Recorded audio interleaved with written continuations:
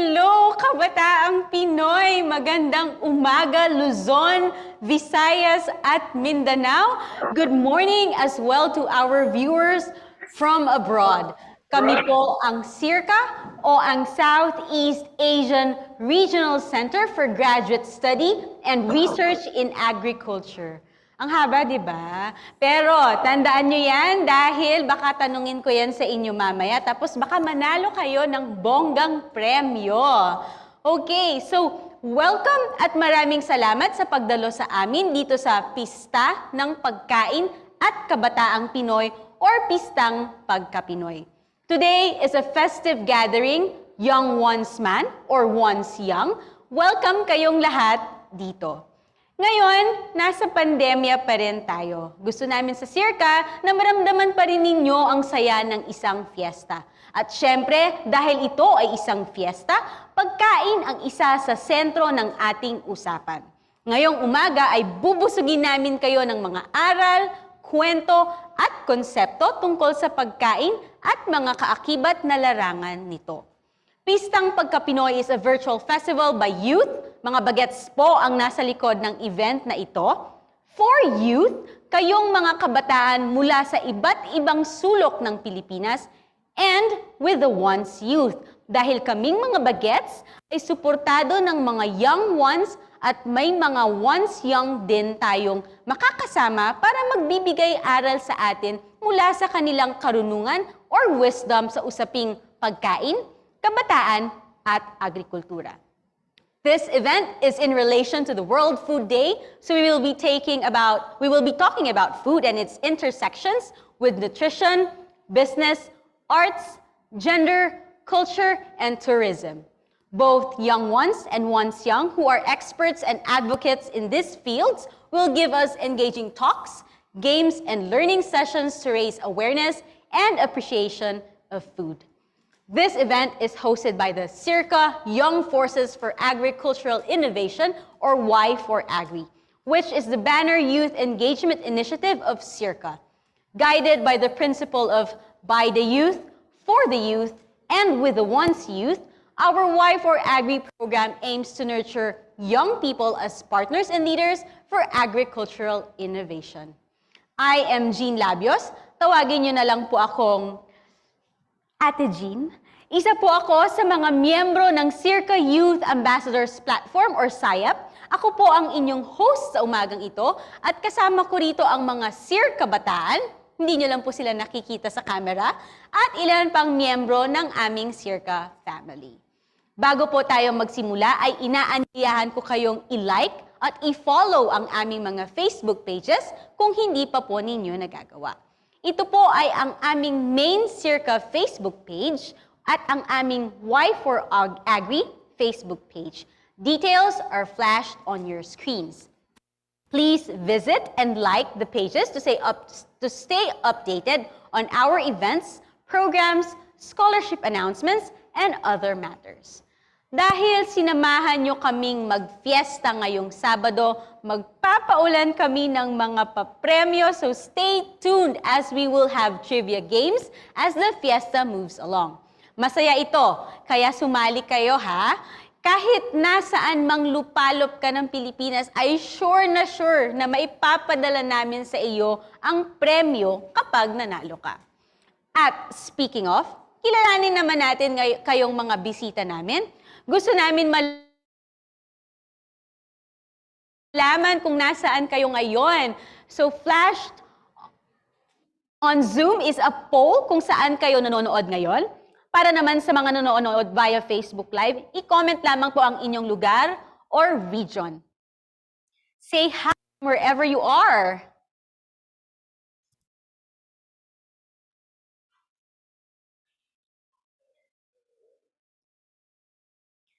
Okay, so we can see we have participants from Luzon, Visayas, Mindanao. Maraming salamat po. As of yesterday, I believe we have 500 registrants. So welcome, welcome, welcome. And thank you for joining us today on this Saturday.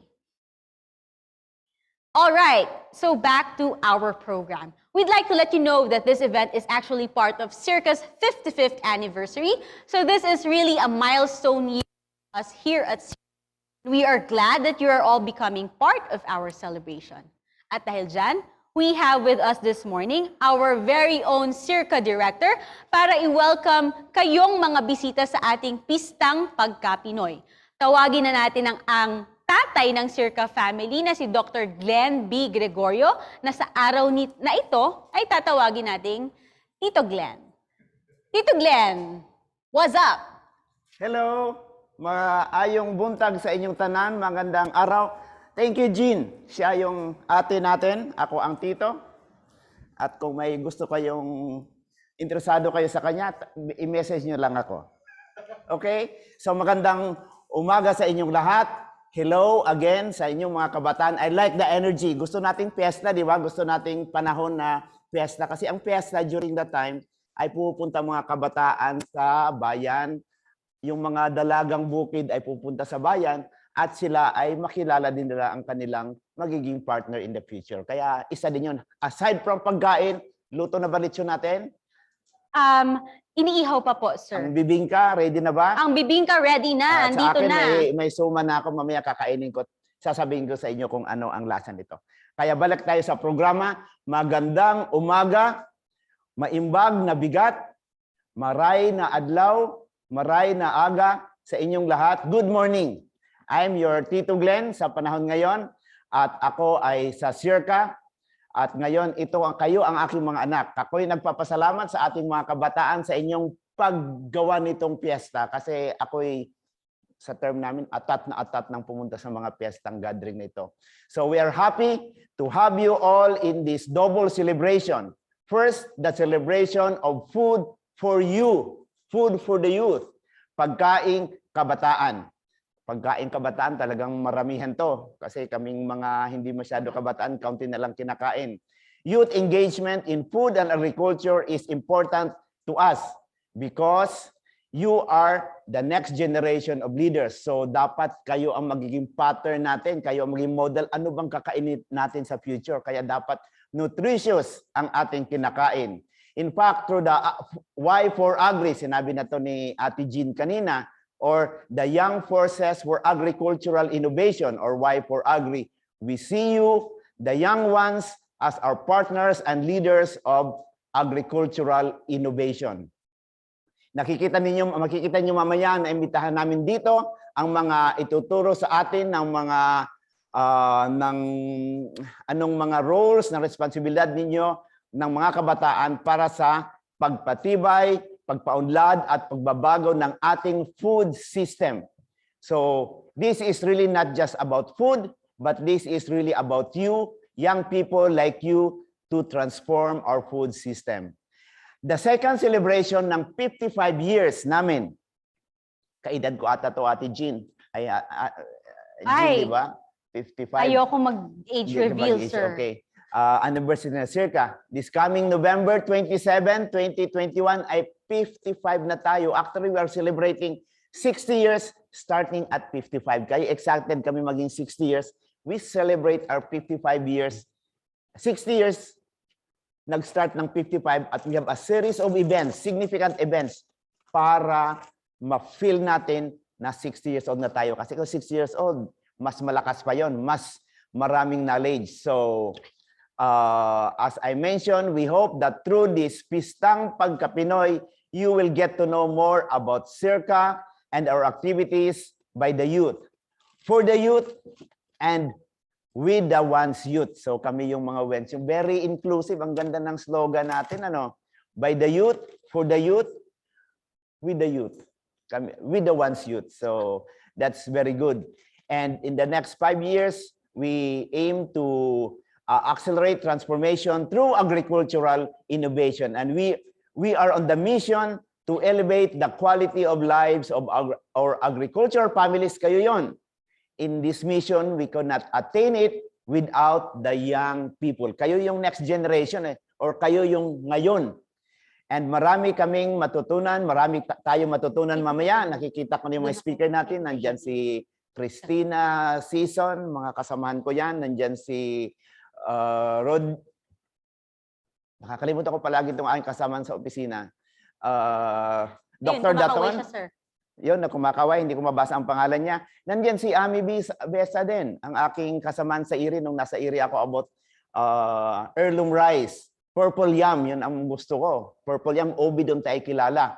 Meron siyang tindahan, alam ko, sa New York at somewhere. Sana mapuntahan din natin yun. So again, sana'y matutunan tayo. So let's listen to our speakers and join the activities and celebration this morning. Until this afternoon yun, kaya may pagkain tayong naiwan doon. Yung lechon, umuusok dito kaunti eh. Kaya kung gusto nyo, may social distancing lang, punta kayo sa SEARCA, may lechon kami dito, mag-swab test doon sa unahan, hintay ka ng 30 minutes bago lumabas ang resulta, tapos pwede na kayong makikain sa amin.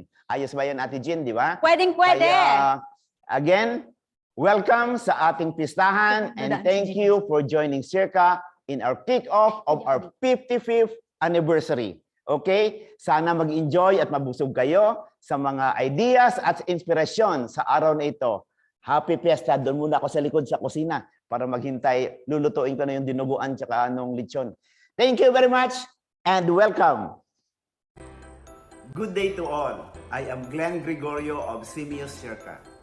To all our current and former partners, our alumni, our scholars, our grantees, our officials and staff, we invite you all to celebrate with us the SEARCA's 55th year anniversary.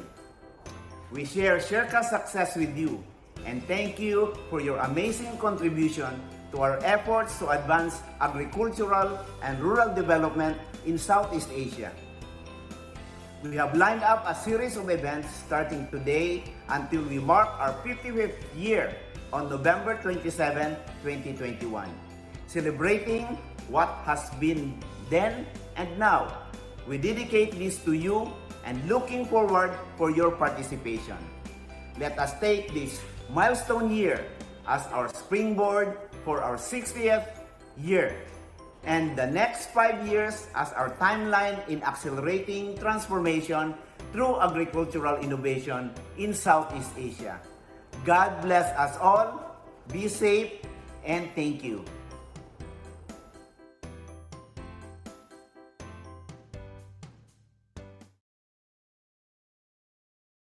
Okay, maraming salamat po, Tito Glenn. At talaga namang nauna ka na sa kusina, ha? Okay, kaunting house rules para sa ating programa ngayong umaga. If you will post about this event, please use the hashtag Pistang PagKaPinoy at hashtag Y4Agri. For your questions and comments, type it in the comments section if you are watching via Facebook. For Zoom participants, please type your questions or comments in the chat box. Please indicate your name, affiliation, or school, and location. Ang aming team ang mangongolekta ng inyong mga komento at tanong, and I will convey these to our speakers.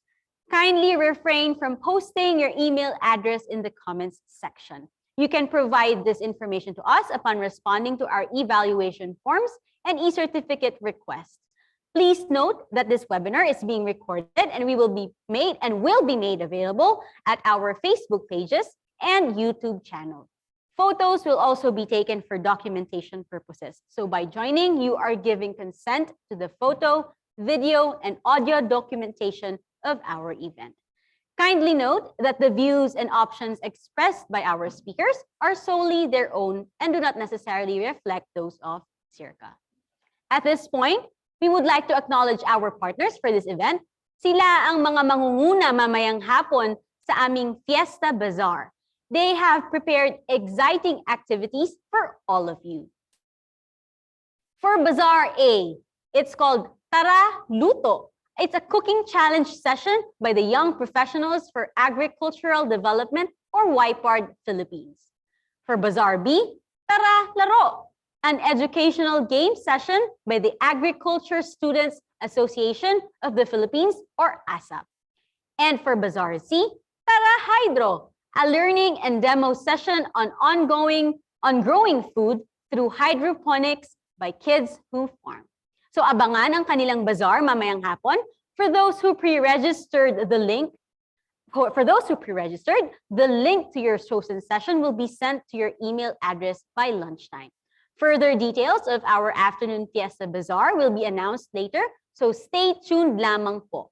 Bawat bazaar ay may kanya-kanyang papremyo. Kaya sali na kayo mamaya. O di ba sabi ko magpapaulan kami ng premyo. And speaking of which, narito ang mga pwede ninyong mapanalunan sa pagdalo sa ating fiesta. O di ba we have a 40-ounce hydro flask, sa banana chips, our event shirt, a hydroponics kit, Kids Who Farm merch, edible landscaping kits. So, magpainit na tayo now na at heto na ang ating unang quiz for the day. At ang mapapanalunan ay, teka lang. Ang mapapanalunan po ay ang napakagandang event shirt. Hindi ito, syempre yung size nyo, na mabibigay namin sa 2 tao, isa sa Zoom at isa sa Facebook Live. I-type ang sagot sa comment section or sa Zoom chat box.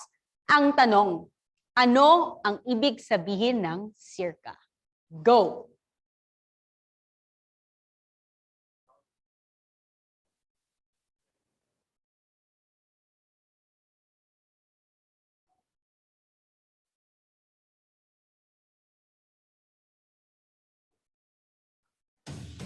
Okay, so may nakakuha na.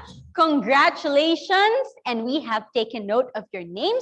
We will get in touch with you on how to claim your prize. Ayan, dahil nakapagpainit na tayo, balik na tayo sa usapang pagkain at simulan na natin ang pagbuo ng mga sangkap ng masarap na usapan. Food is a topic that I am sure a lot of people enjoy, especially during celebrations like a fiesta. Aside from its importance to sustain our food is also a vital part of our economy and society. When we look at the food supply chain, your food becomes more than what you see on your table. It includes the farmers, producers, support sectors, and everyone who depend on it for their livelihood. All of them are SEARCA's stakeholders. At dito sa ating pistahan, ngayong umaga, nais naming maibahagi sa inyong lahat, lalo na kayo, tayong mga kabataan, ang importansya ng food system. Kaya naman excited na excited kami sa mga tagapagsalita na aming naimbita para sa ating pista. Simulan na natin sa ating pangunahing bisita, si Miss Amy Besa. Siya ang may-ari ng Purple Yam na originally nagbukas sa Brooklyn, New York sa Estados Unidos. Ngayon, mayroon na rin silang branch sa Malate, Manila. Tita Amy, along with her husband, Chef Romy Dorotan, have been in the restaurant business in New York City for the past 26 years. Formerly Sandrillion, which is a Filipino pan-Asian restaurant in Manhattan, Purple Yam was opened in Brooklyn in 2009. Purple Yam Malate, which is their first branch in the Philippines, opened in 2014 in Tita Amy's childhood home. Tita Amy and Chef Romy are co-authors of the award-winning cookbook, Memories of Philippine Kitchen, which takes a fascinating and rather very personal look at Filipino cuisine and culture. From adobo to pancit, lumpia to kinilaw, they trace the origins of Filipino foods and the impact of foreign cultures on the cuisine. More than 100 unique recipes culled from private kitchens and the acclaimed Purple Yam menu reflect classic dishes as well as contemporary Filipino food. Filled with hundreds of sumptuous photographs and stories from the authors and other notable cooks, this book is a joy to peruse in and out of the kitchen. Kaya naman perfect na perfect si Tita Amy at ang kanyang mga kwento pagdating sa paghain ng ating napakasarap na Filipino food and cuisine sa hapagkainan ng mundo. To share with us her wisdom in the life and the Filipino food, let us all welcome our Tita Amy. Tita Amy, the screen is yours. Hi, thank you very much for inviting me. Thank you to SEARCA. I've been in the States for a long time, even before most of you were born. So my husband and I have been running a restaurant in New York City for 26 years already. And, the first thing na matututunan ninyo, pag lumabas kayo, ng bansa ninyo is the first thing you'll realize is how much you love your country and the people, and through the food. You know, yung pagkain or food became my lifeline. You know, it was a means of survival because, you know, you're in a different country with a different culture and, you know, different values. So I relied most of the time through memory, you know, and I'm not kidding. It's the reason I survived, you know, and, you know, we form memories, you know, at least when I left the Philippines, I was about 20 years old. So I had a lifetime already of memories. And, you know, I formed my values on food through that memory, you know, the memory of the first pandesal that I had, you know, and the first suman sa liya that I tasted, you know, when I had those, I knew in my mind that Filipino food was my love, you know, and I've eaten in, you know, many countries and traveled around the world in Southeast Asia and Europe. You know, there's nothing like Philippine food uh, because of Filipino hospitality and generosity. You know, food becomes delicious when eaten with people who are, you know, very hospitable and generous. Okay, so I I wanted to share with you some of the things I learned, you know, and of course the first lesson I learned is how much I love my country and my people and my food. So you know, here are some things that I learned about how to look at food. You know, I look at where all of you are coming from, and I think all of you have to be grateful for where you are, because where you are is probably one of the most diverse ecosystem that you will find in the world. You will find hundreds and thousands of plants, seafood, fruits, trees, nuts that you will have, right? And please, if there's anything I can share with all of you, is that when you go out and encounter the world outside, every tree, every plant, every fruit you encounter, please, you know, be grateful for it, regard it with awe, no matter how simple it is. You know, the simple kamyas, the siniguelas, all of those may disappear if you don't take care of them. So we can go on with the slide. Okay, this is our book. The first edition was published in 2006. Second edition was 2012. Okay, keep going. So I think I want to emphasize that, you know, when you go out and gather data, right? What is data? You know, things you observe. Okay, you know, mangoes can be different varieties. There's the Calabao, there's the Pico, you know, there's the Paho, there's the green, you know, Indian mango. All of those are data, you know. So, you know, we're in a very technological world these days. So what do you do with all the data? And I found out that, you know, because, you know, when you read all these Filipino cookbooks, they're all lists, you know, of dishes. And I said, you know, it doesn't make sense. You know, how do we make sense of all the dishes and all the, you know, ingredients that we have? So I needed a theoretical foundation. So this theoretical foundation taught me how to sort out things. What is the significance of every single thing that I encounter? And then I was able to put them, to categorize things, into certain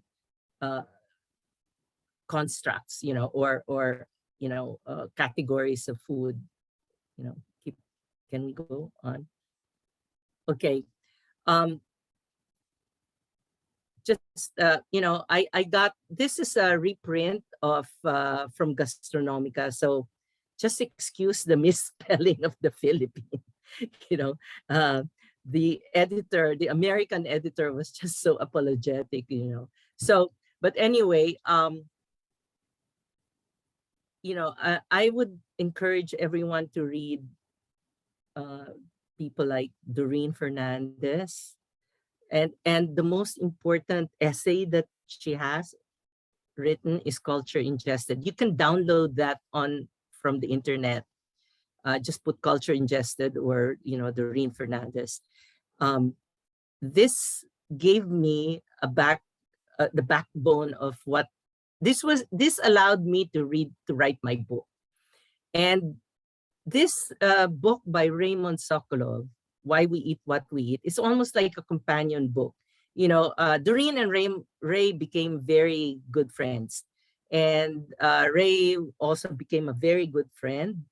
And this book is great because, it has a chapter on Philippines. And I'll talk more later about that. So keep going. So basically, this is how I was able to do my book, because I was able to sort out food that we had, and I categorized food that was borrowed but made our own. This is the whole essence of Culture Ingested. And Doreen said that we get food, let's say from the Chinese. So what Filipinos do is we make it our own, which means that the Chinese food is no longer Chinese, it becomes Filipino.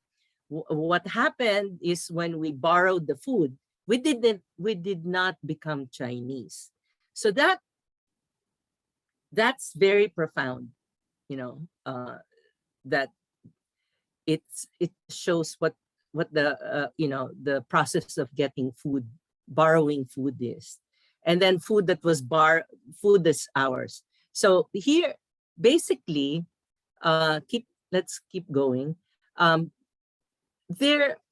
For me, right? I guess for simplicity, there are many, right? Simplicity's sake, we borrowed food from the Chinese because they were the earliest traders. We got food from Mexico and Spain because of the colonial, era with them, and through the galleon trade, and then from from the United States. So going back, okay. Can you just hold on for a second? So the tamales came from actually Mexico. And most of a lot of the food that we got, we never think of them as Mexican, but we got a lot of fruits and like tomatoes, potatoes, and corn. So I was very, very surprised when I traveled around the country and I started researching our food, that many regions have their own tamales. It's a very that was a really eye-opening thing for me. Okay, and then for the Chinese, we got the noodles and the the spring roll. So this is just us playing with the wrapper. The left side, they're just flours that we pressed in with the batter, and then we fried it, and the other one has purple yam in it. Okay, keep going. And then this is the buko pie. This is what we got from America, because pie is American. but you'll never see buko pa in the United States. So this is totally our own. Okay, so keep going. So to me, the most uh, the most rewarding part of my research about food is to look at the food that was always ours. And what does that mean? You know, it means that uh, food that was cooked and eaten by the Filipinos coming from their own environment. The ingredients are from our environment. So the oldest dish that we can say with some with some authority is the kinilaw, because yeah, that's the kinilaw, which some people compare it to ceviche, but it is not. Ceviche is like I think you marinate it and sort of cooks the acid cooks the protein, but in the kinilaw, it's freshness. You just bathe it in some citrus bath, and then you eat it. You serve it immediately.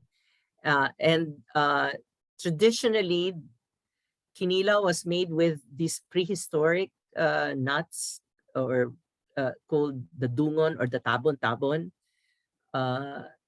And they have found diggings in Butuan, I think, where they found fish bones with the tabon-tabon. So and that's thousands of years back. So they know that this is the oldest, probably one of the oldest dishes that people ate. Okay, next one, of course, is the sinigang. Because we have many, many sour fruits in our environment. There's so many. I'll point out later.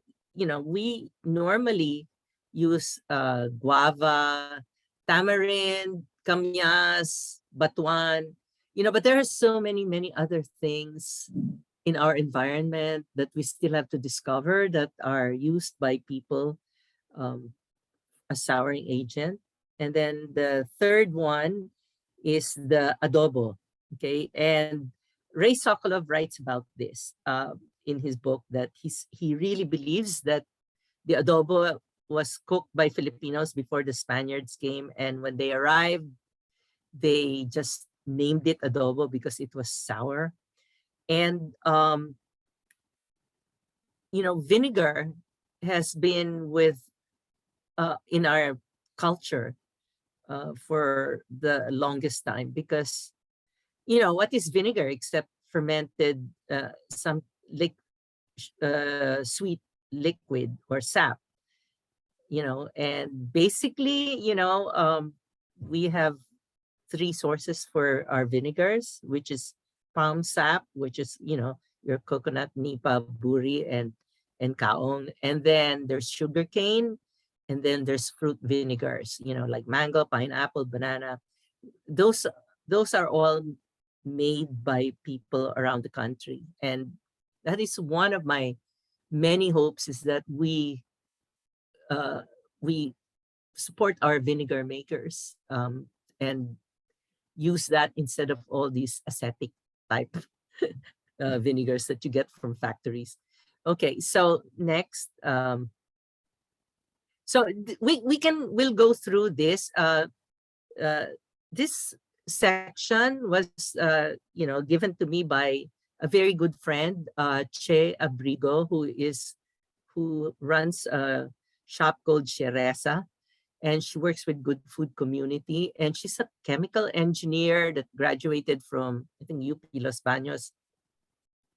And so what she's doing is she's sharing her knowledge of chemical engineering with the indigenous people of the Dumagat who live along the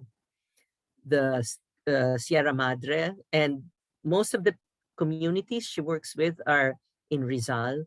So when I started trying to find what is the best ingredients for my restaurant, of course, what are the best ingredients? They're fresh and not contaminated with chemicals or pesticides. So this is when I really started appreciating our indigenous people, because even when I went to the Visayas and you know, visited their markets there, and I would buy their kalabasa, it would be the most fragrant, the sweetest kalabasa I've ever had. And so I think, if you really want to be healthy, or, you get from untainted soil, right? And the indigenous people have it. So what Che is doing, these comments are by Che, and because she lives with them on and off, and she brings their stuff, their produce, and she sells them so that they can have a livelihood.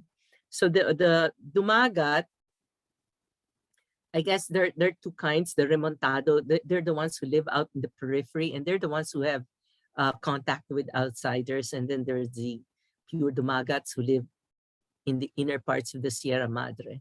Okay, keep going. So, this is just to introduce the farmers that she works with, and that's the pechay. Keep going.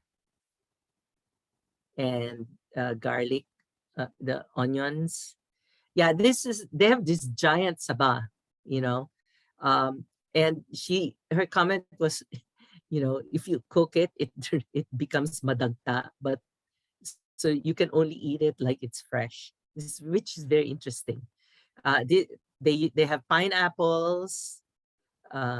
Keep going. So in Antipolo, they have rice. I know that. And this is that's their local garlic. And the next one, this is another souring agent, the bilukaw. See, we've never seen that.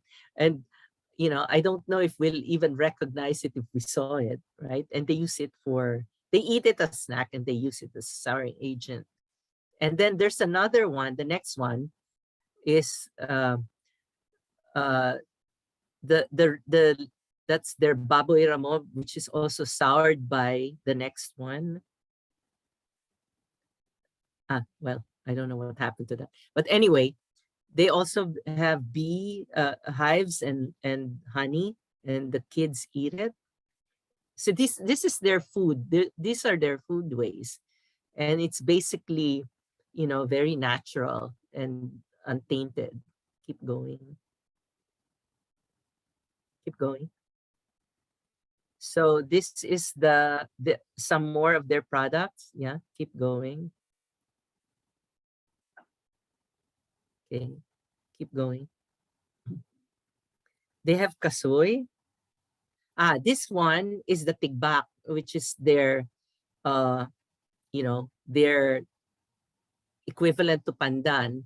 So they cook rice with it, and then I think they cook it in bamboo. So, you can just imagine how delicious that rice is. Keep going. So this is how they cook their rice. They wrap it with that tigbak. And I guess they can also cook it. But I guess it's very similar to the taro. It's very itchy, she says. But after you cook it with coconut milk, itchiness is gone. So this is Bangkong Kahoy, Dolores, Quezon. This is not part of the Dumagat anymore. This is where they have the sampinit. I don't know, how familiar you are. This is something that really surprised me, that there are these versions of Western fruits. I never thought that we would grow raspberries in the Philippines, but we also have blueberries in Benguet. And the next one, and we'll show you when we go on, that there are cherries. This is another book by Sidney Mintz that I would recommend. He basically says that the whole point of the book is, he says there's no such thing as a national cuisine, only regional cuisine. And Sid, he's gone now, but I had a lively discussion with him. I said I didn't buy into it, because I I thought, I said, I believe in national cuisines, but the more I learned about food, the more I realized it's really regional. But, it can be an ongoing debate. Keep going. Okay, cultural preference is another thing I would like to introduce to people. If you look around, whatever grows and whatever you eat is a result of cultural preference, because there are hundreds and thousands of plants that you could plant, right? But then somebody in our past decided that this is the type of rice I want, this is the type of mango I like, this is the type of tomatoes I like. So those are the ones that we have.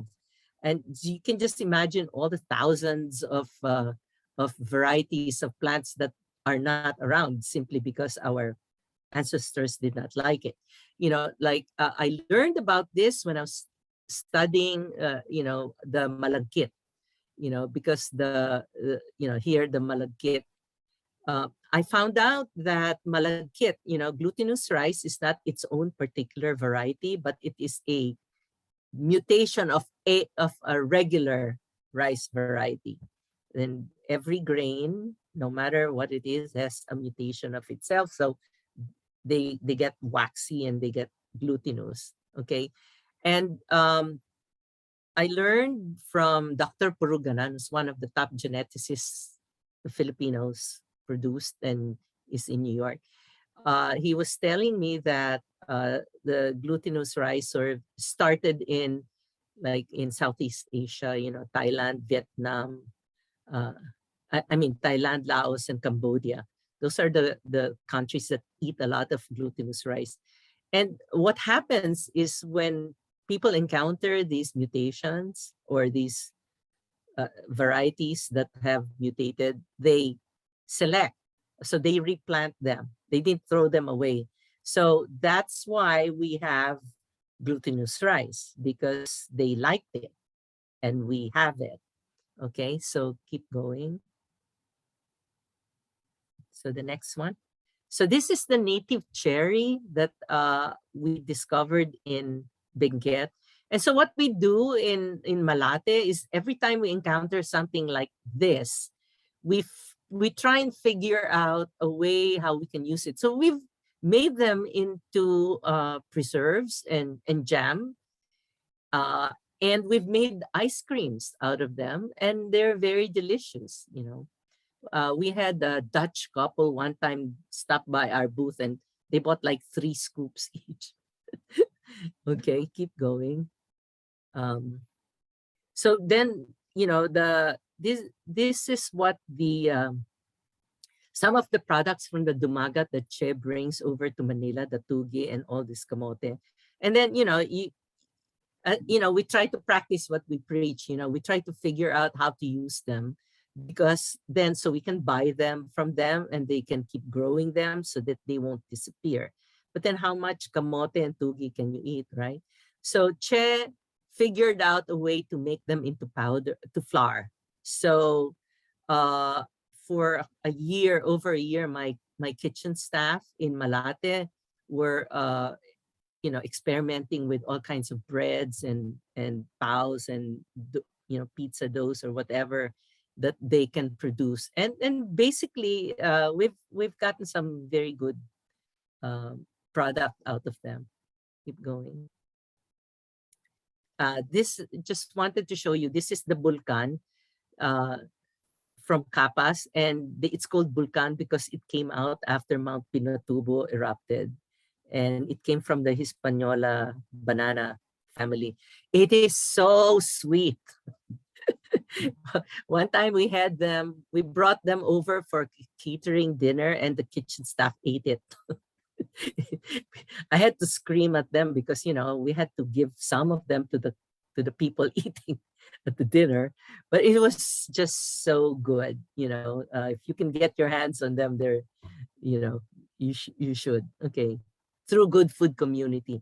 This is the katmon, and thank God, I think this is an endangered species, but then because people have been, posting about these on Facebook. People are becoming more interested in them, and we can find them once in a while in the market. So we've used them as souring agents. So those are the petals, and we've used them for sinigang. Keep going. And I guess this is the last slide. And this is the deep purple yam that we use in our kitchen. We make halaya. We use two varieties. One, the sapiro, which is very fragrant but light, like lavender. So we mix it with a very deep purple, which is a little bit more, has more texture. So it's a great combination. Okay, so that's it. That's basically just the tip of the iceberg of the things that I have discovered and learned to love.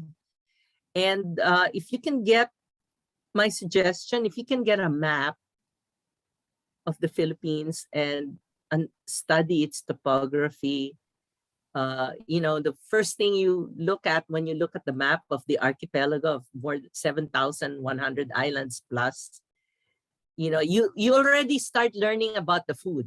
The first thing you say is, oh, it's an archipelago, one of the longest coastlines in the world.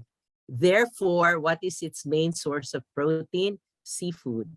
And what is its main source of flavor? Salt. And then, you look at, mountains and, where, what vegetation regions grow. And then you'll notice that a lot are very sour. So we have a lot of sourness in our culture. And it's just an endless journey of discovery. My whole life I could devote to studying the Philippines, and I would not have finished. I would not have even touched a quarter of what can be discovered. So I would say that, every day I wake up, I'm very grateful that I was born a Filipino, that I have this culture and I have this country to go back to. And I can really appreciate it more because I live in New York, and I understand what I have there that I don't have here. And so I just wanted to share that with you, that you all are very, very lucky to be where you are. And I hope you take advantage of it. Okay, that's it.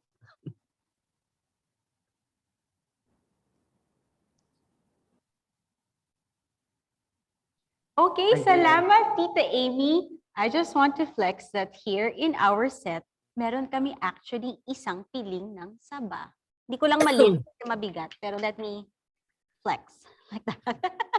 So thank you, Tita Amy, for emphasizing love for country through Filipino food, whether it is a food that is borrowed or food that has always been ours. Truly, Filipino food is also a reflection of our hospitality, diversity, and history. So we have a few questions from you, Tita Amy. So we hope you don't mind entertaining some questions. First is, what do you think has been the turning point for the increasing popularity of Filipino cuisine in the international arena? Bakit patuloy na sumisikat sa ibang bansa ang pagkaing Pinoy? Well, first of all, Filipinos are very good cooks, right? And Filipinos are very, very passionate about their food. And it's just been always there. But, finally, we got some attention from the media, okay? But, all these things about being popular, that's just really a result of the press, okay? I think what's more important, we shouldn't be relying on the press, whether they pay attention to us. I think what we have to realize is that we Filipinos have been promoting our food since day one, right? I mean, do you know when we opened Sandrion, that was our first restaurant in Soho in 1995. we had so many people coming in, like Americans, like non-Filipinos. And I would say, and not because they say, oh, we love Filipino food, not because they've eaten it at another restaurant, but because they've eaten it from somebody's home. Okay. So Filipinos are very generous and very hospitable. They've been cooking food, sharing it with everyone. It's just that this is the tipping point. But we have to give credit to all the Filipinos out there who love their food and who have been cooking, promoting it, giving it to, contributing food to all the potlucks, all the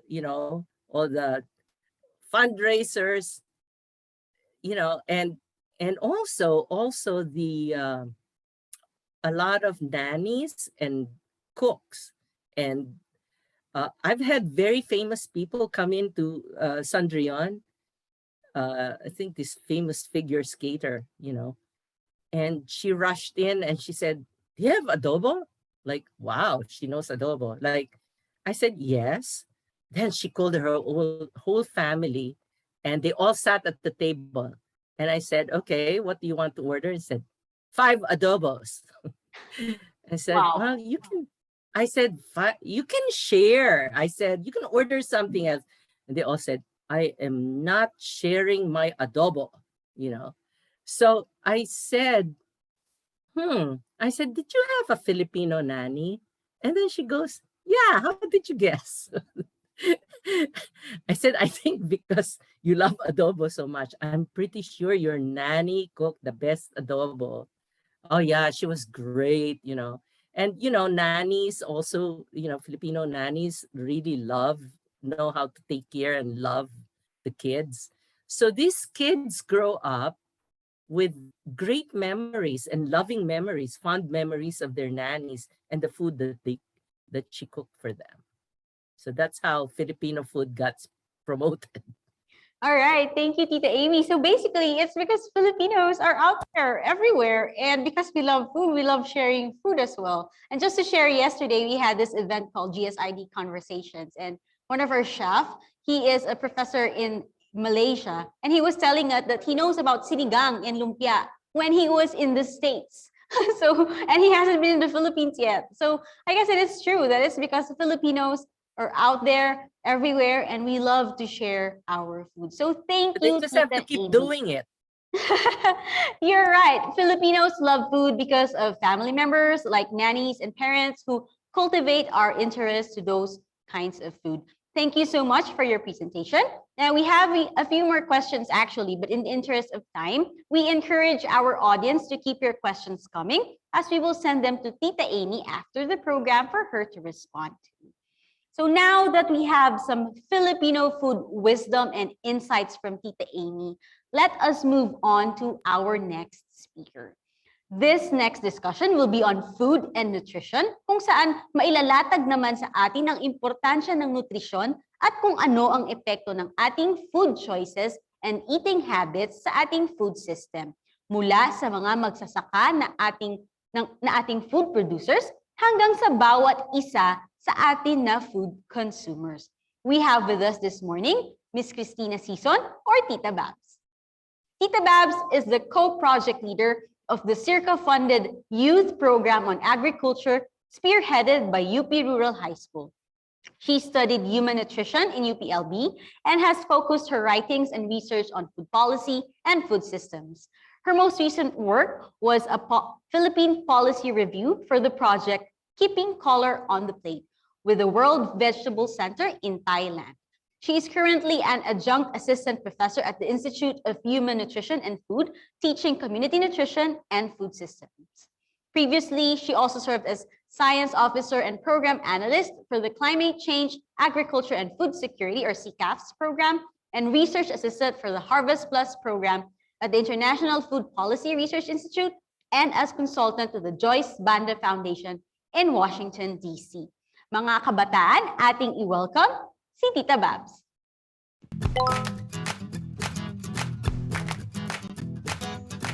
So the food system is actually a very simple concept with very complex components.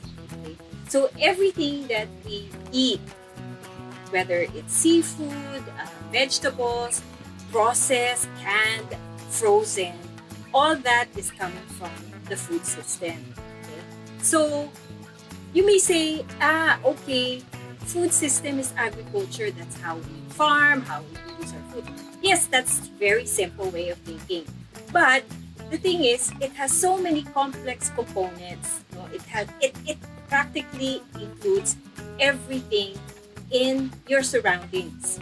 Okay, so whether it concerns health, it concerns the economy, it concerns your social welfare, concerns your health, they are basically a big part or a major component of your food system. So why do we need to transform our food system?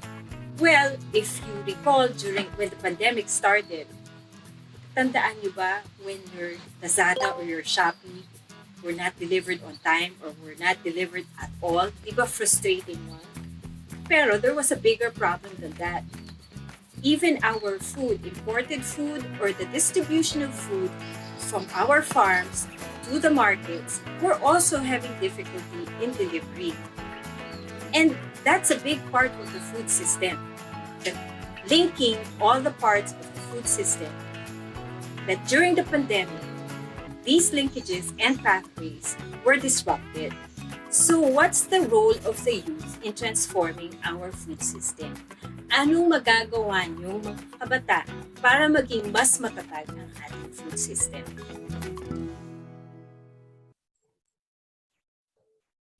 O ano mga best friend, may sagot ba kayo sa tanong ni Tita Babs? Nakuha niyo ba ang konsepto ng food system? At sa ating estado ngayon na halos 2 taon na tayong nasa isang pandemya, we are all forced to adapt to the new living situation where there is much restriction in our mobility and access to the things that used to be easy to get. And ayun na nga, nabanggit ni Tita Babs, ang ating nabuong Budo lifestyle with Lazada and Shopee. Aminin natin, nakarelate kayo kasi nakarelate ako. So, ayun, buwan-buwan, 9, 9, 10, 10, at may paparating pang 11, 11. Tinamaan ako at doon ko din actually na-get. So, thanks Tita Babs for that comparison. And oo nga naman, di ba? The pandemic today drastically changed the way we access our essentials and basic needs. And yes, pati na rin ang ating mga wants. Pero, what more sa isang pinaka-importanting parte ng ating mga buhay, our sustenance, our access to food. Ang bigat ng hamon ni Tita Babs, di ba? Anong magagawa nating mga kabataan para maging mas matatag ang ating food system? We have with us right now, joining live from her home in Los Baños, Tita Babs.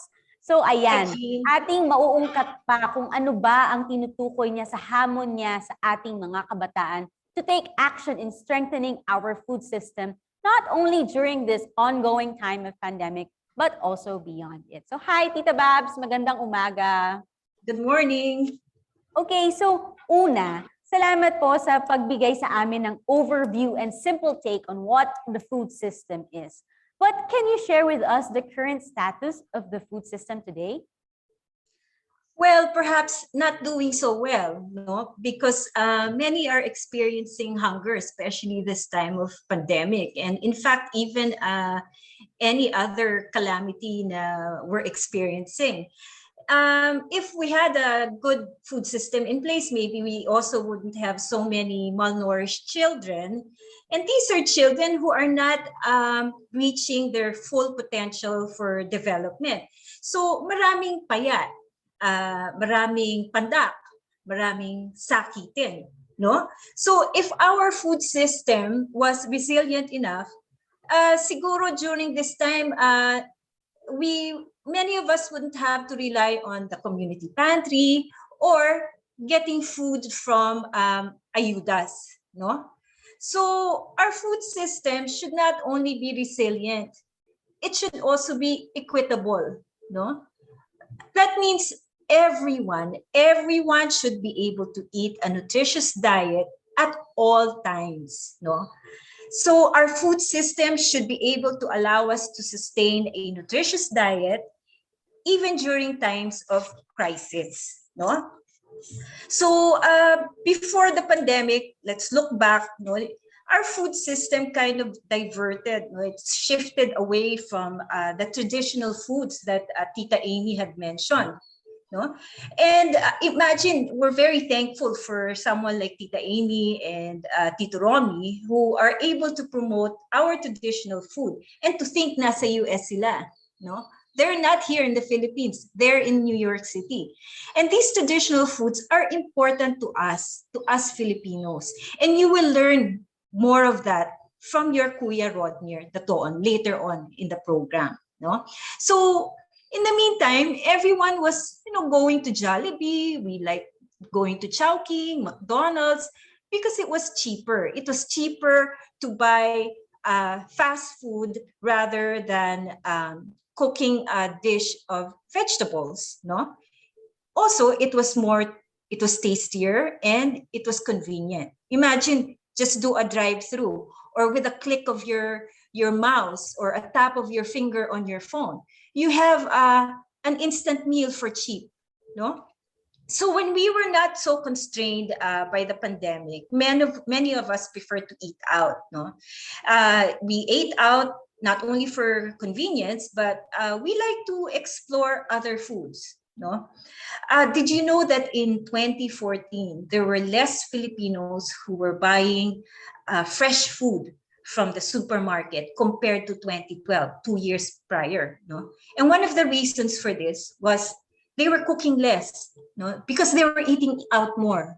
So this trend may have continued if not for the pandemic.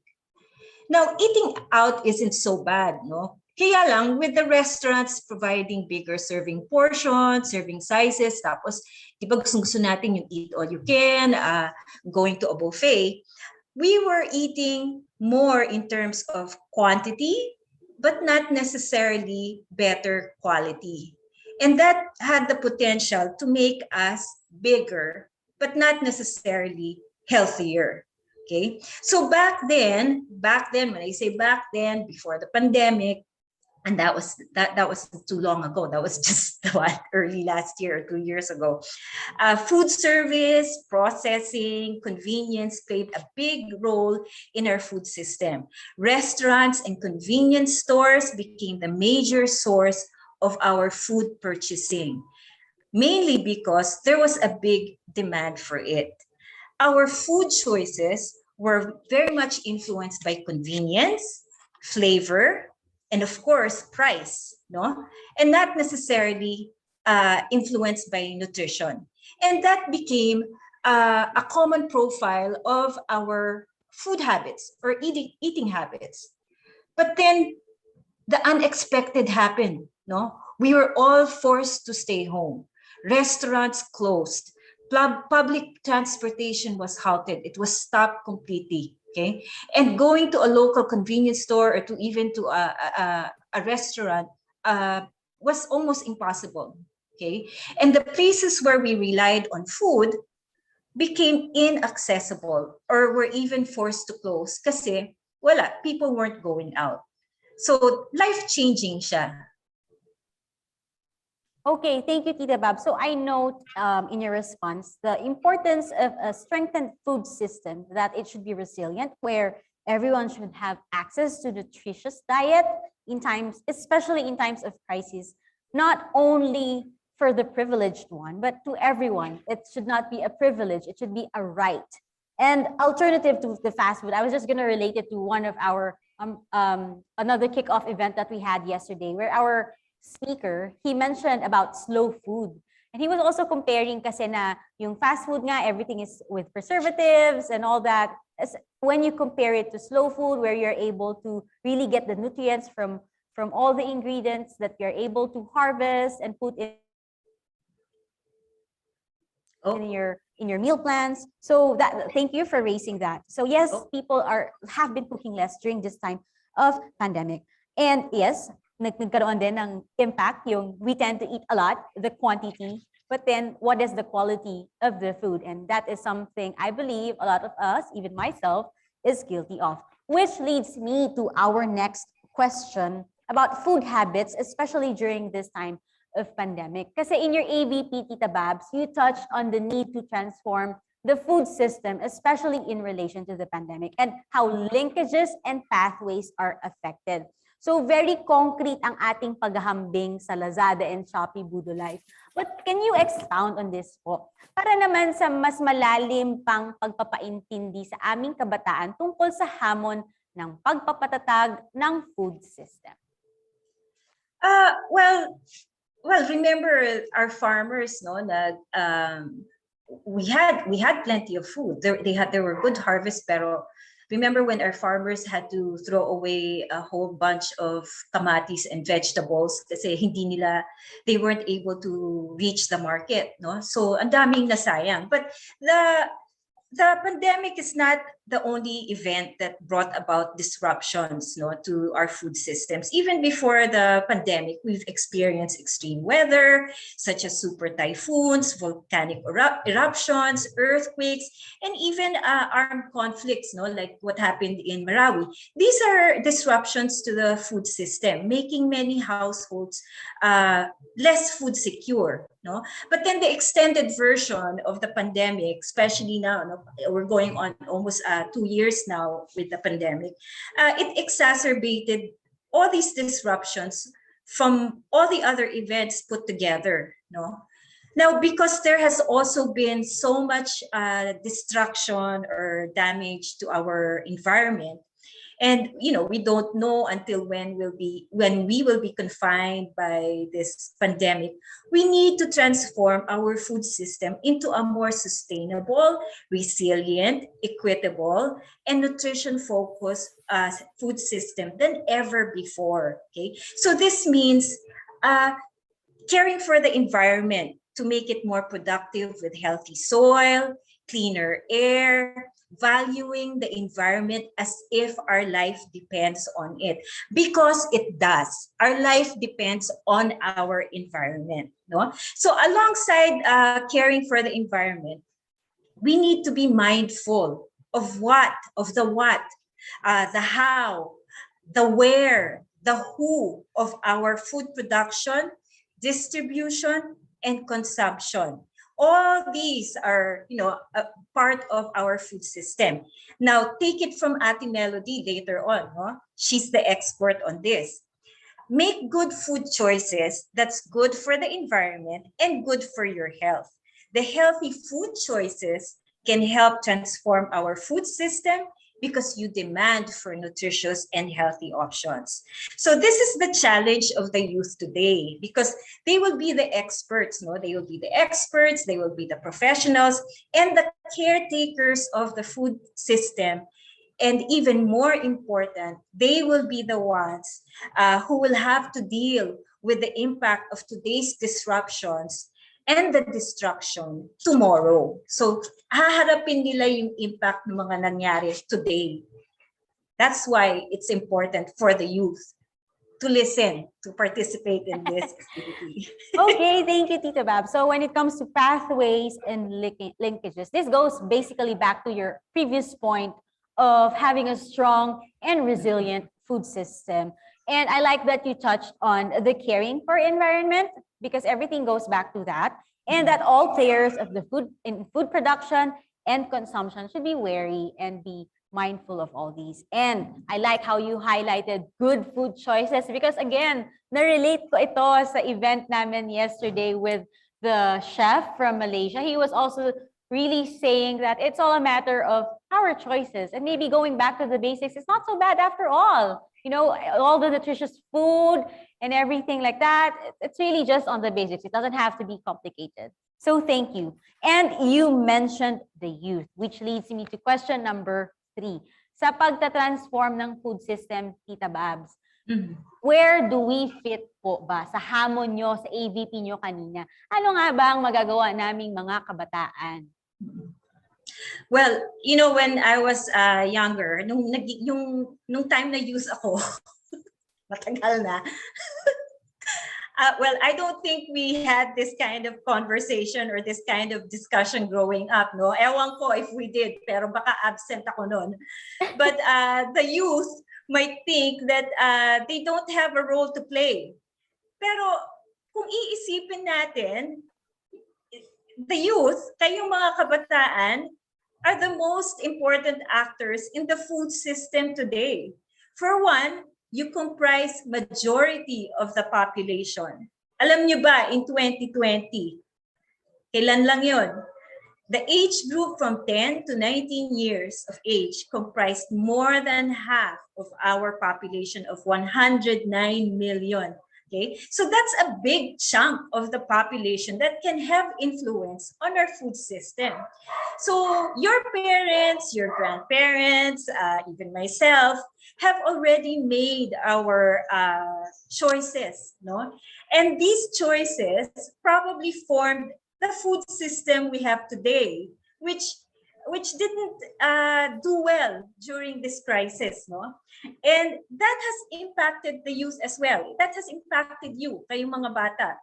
Our population is relatively new and relatively young, and they have the chance and the responsibility to make themselves better nourished and healthy by demanding for more fruits and vegetables and that are readily available, affordable, and safe to eat. So transform the food system by demanding for a healthy and nutritious food. So ideally, our plate, what we eat, should look like the FNRI Pinggan Pinoy. Okay, so maybe in the future, look up the Pinggan Pinoy. Now, but many of us may not be able to eat all that's in the Pinggan Pinoy. Kung ano yung nire-recommend ng mga nutritionists, such as myself, we know that this can be expensive, no? Now, you can demand to have such a diet, but there are many challenges that come with it. So, to face, parang mitigate these challenges, be your own producers of your food by getting involved in your community vegetable gardens, your school gardens, even if you're in remote learning, by reviving the school garden with your parents and your teachers. Because in the midst of this pandemic, we now know that it is safe to be outdoors, diba? I think that's a given. Kung ang outdoor dining is allowed, so dapat ang vegetable gardening, which is outdoors, should also be allowed, diba? So be your own farmer, be a farmer in your own backyard. And mamaya, pakinggan nyo naman yung edible landscaping na discussed later in the program by Kuya Brian. Marami kayong masasagap dyan. It's being aesthetic and productive and may pagkain pa kayo. So these are not new innovations, no? These were being done even before, although not always successfully. Even before we started talking about transforming the food system, or even before the pandemic, ginagawa na to, no? So, but we need to make use of them more. Palaguin pa more ang ating mga gardens. Malay nyo, pag naging successful naman kayo, di pwede nyong gawin business. So, learn from Banana Chief. Baka ganun ang ginawa niya. So, maraming opportunities dyan. So, remember also, take note, di ba, nabanggit natin yung Lazada, Shopee delivery. Aside from that, di ba, ang daming food deliveries, food takeout during this pandemic. So, remember all that plastic containers you acquired from your food takeout and food delivery? Make use of them, no? Make use of them, lagyan nyo ng lupa, tamnan nyo for your container gardening. That would be your way of saving the environment from another plastic dump. You can even make use of your kitchen scraps, mga buto ng munggo, buto ng kamatis. Bring them back to your kitchen, and your diet, that will make a big difference in your diet. So as you become vegetable or fruit plantitos and plantitas, you also become good caretakers of the environment and the food system. And when you have good caretakers of the environment, everything falls to place. Andyan yung food security, good nutrition, and good health. Okay, thank you, Tita Bab. Sobrang ang daming insights on that. Dahil dyan, students, maglabas ng 1/4 sheet of paper, reflection paper. Joke lang. Okay, so thanks, Tita Babs. Thank you for emphasizing the role of the youth, because this is for our tomorrow and our future. And you said that how the older generation had made mistakes that led to the current situation, but that doesn't mean that it's not repairable. So by encouraging the youth, this is actually our fight too, and not just for us, but for future generations as well. So yes, youth are the most important actors in the food system. Mga kabataan, kaya tayo nagaganitong event dahil tayo ang bida of tomorrow. And yes, we have to demand for healthy, affordable, and safety food options. So thank you then, Tita Bab, sa reminder on reusing the plastic containers that we all use from our food deliveries. And just to highlight, here at SEARCA, actually, we have this project that's called the School Plus Home Gardens. It was initially piloted here in Laguna, and then we did it in Palawan as well, and we will be expanding it to one of our partner countries in Southeast Asia. So that's one approach that Tita Babs mentioned. So Tita Babs, ang final question ko sa'yo. So given all that, and if we did reach all those recommendations, what does the future food system look like? Actually, Jean, hindi ko alam eh. Like, I really don't know what the future holds. But one thing for sure, the youth, ang ating kabataan, can aspire to have a better nutrition and a better food system. So kayong mga kabataan, as future generation, will have the responsibility of being caretakers of the environment and the food system. So good nutrition is not just about being able to consume a Pinggan Pinoy diet, no? But it's about having a healthy environment to produce what goes on that plate. Okay? The food system belongs to that environment, along with the many actors like you, who not only benefit most from the system, but would have the most influence in shaping the food system into a more sustainable, resilient, equitable, and nutrition-focused food system. So we can look forward to a greener environment, more productive local farmers and indigenous people, cheaper and more affordable fruits and vegetables that are readily available, healthy consumers, and a food secure population. So that will make our country successful as a whole, no? And yan ang gusto ni Sir Glenn, na sinabi niya kanina, di ba? So mga kabataan, be aware and be involved today because the future is in your hands. Oh, narinig niyo yan. The future is in your hands, kabataan. Hindi na ako bata. Joke lang. Okay, so thank you, Tita Babs, for that. Actually, we have some questions from the audience. So, apart sa pinagchikahan nating dalawa, may dagdag pa po kaming questions. The first po is, what can you say about the nutritional status of plant-based eaters, and what do they forgo by dismissing dead animal products in their diet? Well, as nutritionists, we always like to say a balanced diet is the best, no? And that balanced diet, especially if you look at the Pinggan Pinoy again, it doesn't eliminate any food group, no? It comprises of all the food groups. Now, I'm sure yung mga plant-based is definitely nutritious. It's nice to have all that fiber, and they're good sources of vitamins and minerals, which is for our health. But the thing is, we have to keep in mind that all the food items, all the food groups have their functions. Diba? Meron grow food, go food, diba? So all these types of food will contain different kinds of nutrients. Some are essential, some are non-essential. And we have to keep in mind that the reason why these nutrients are in these foods, because they synergize, no? The function of these nutrients work together well. And there are some nutrients na nasa meats, nasa proteins, protein based. And then there are nutrients that are dominant in plants, dominant in staples, that are not dominant in other foods. No, that's why we need to have a variety of food. No, kasi yung mga nutrients na nasa bawat pagkain na wala, could be in one food and not in another food.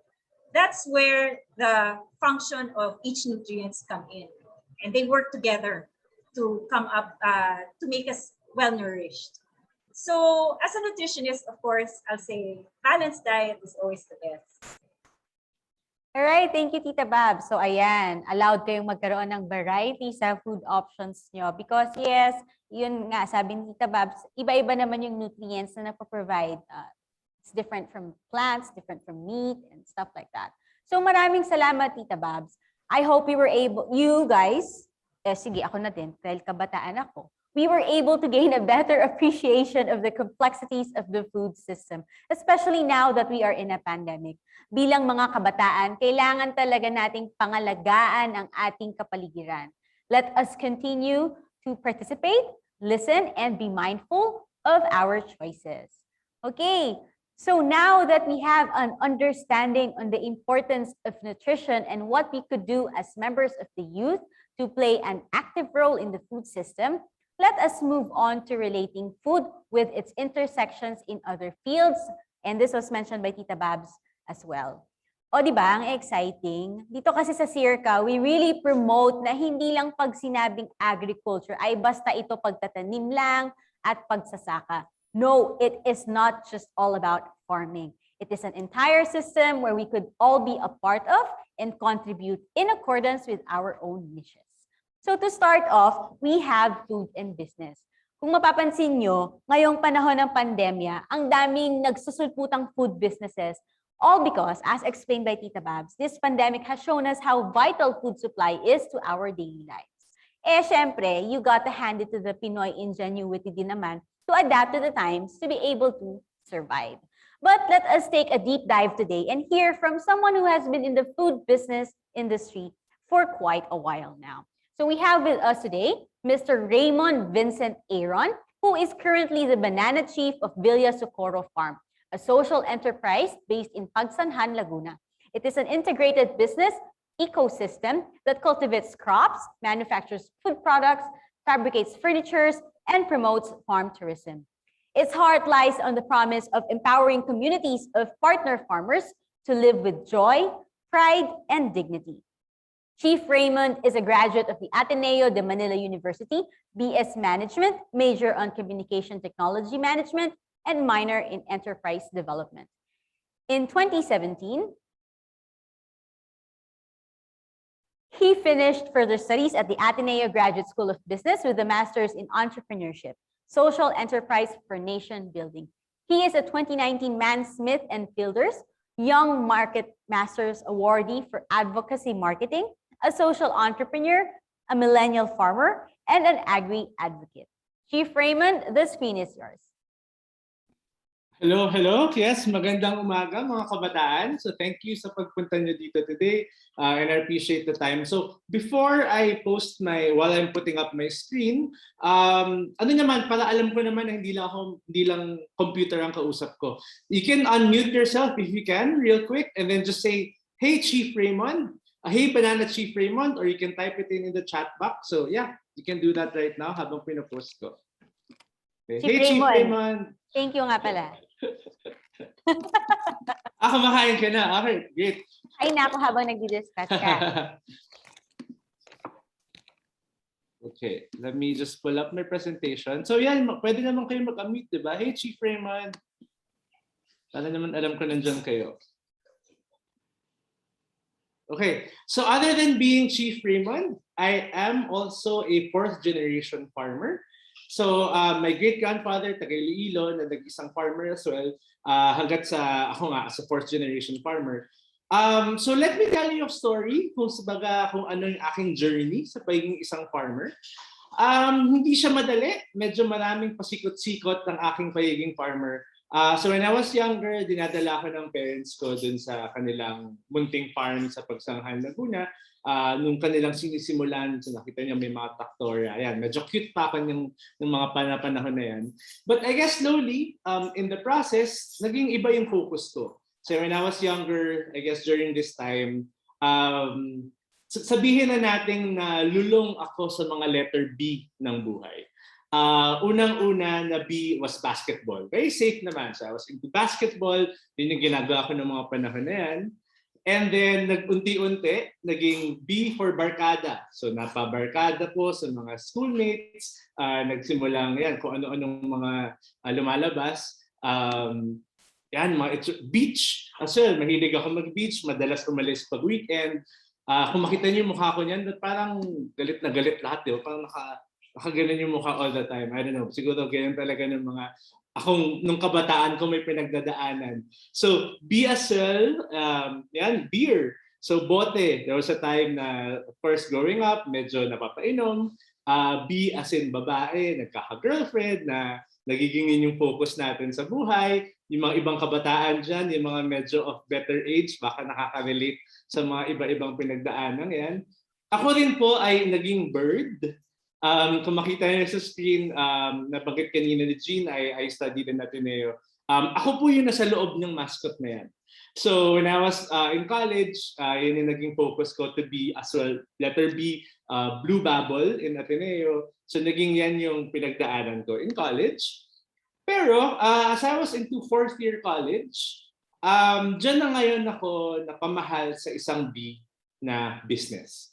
So I tried taking a minor in enterprise development kung saan natuto ako ng mga iba-ibang pamamaraan sa pagnenegosyo at na-expose dun sa concept ng business na mukhang gusto ko palang gawin to for the rest of my life.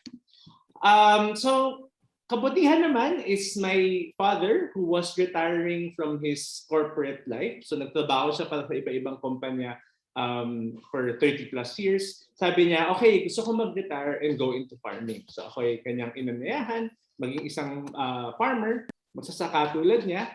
At ang isang B na aking napadpad ako sa B kundi ay bukid. So ako ay dinala niya from the comforts of studying in Metro Manila. When I was in college, going to my work life, napadpad akong Pagsanghan at napunta sa bukid. Pero ako ay nabahala.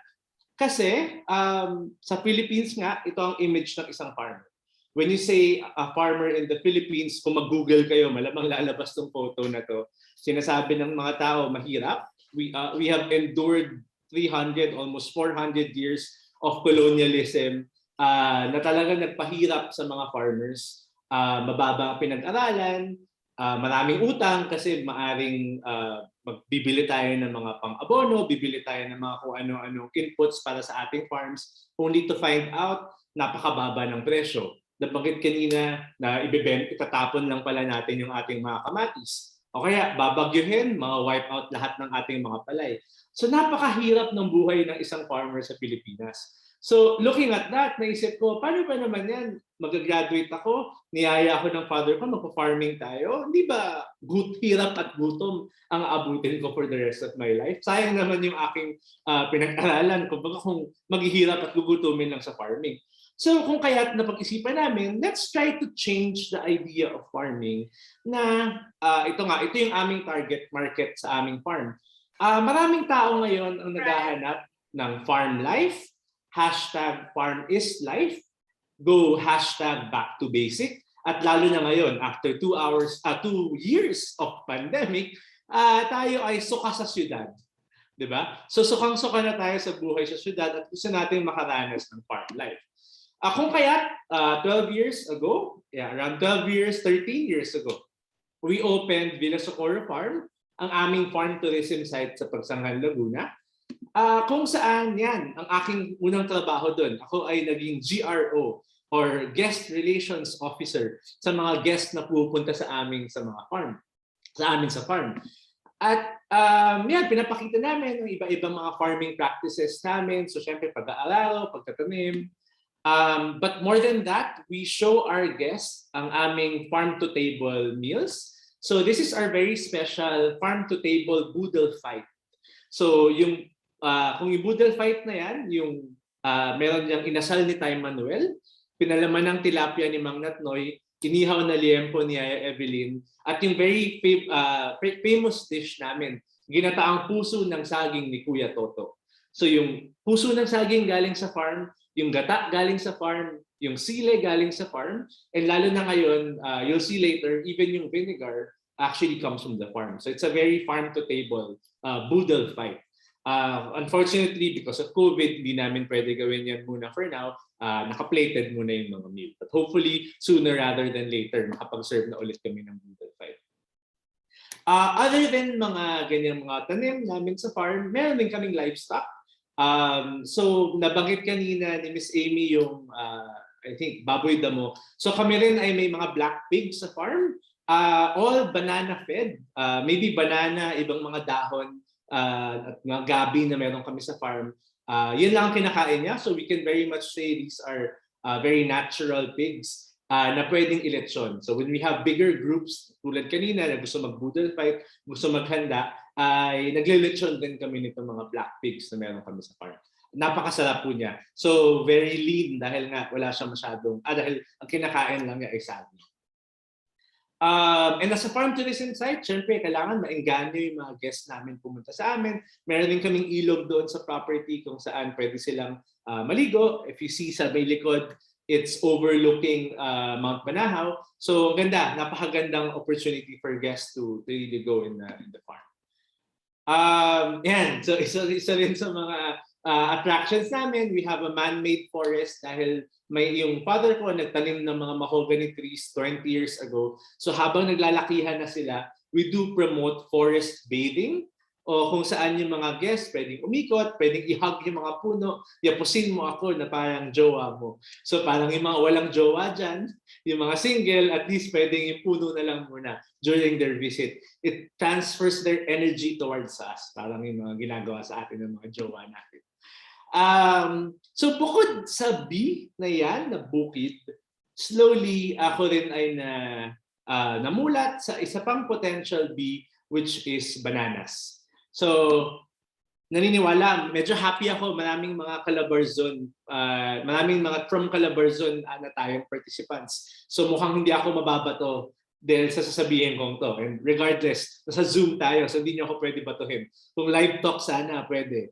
So sabihin ko ngayon na nasa atin sa Calabarzon, and I'm sure SEARCA would agree with me, nasa atin sa Calabarzon ang pinakamasarap na native saba variety sa buong Pilipinas.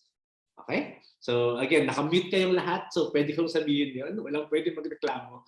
And what do you do if you have very good bananas? You deliver it fresh to our farm. So, at pwede pang makita ng mga guests pagka dinideliver yan sa amin sa farm.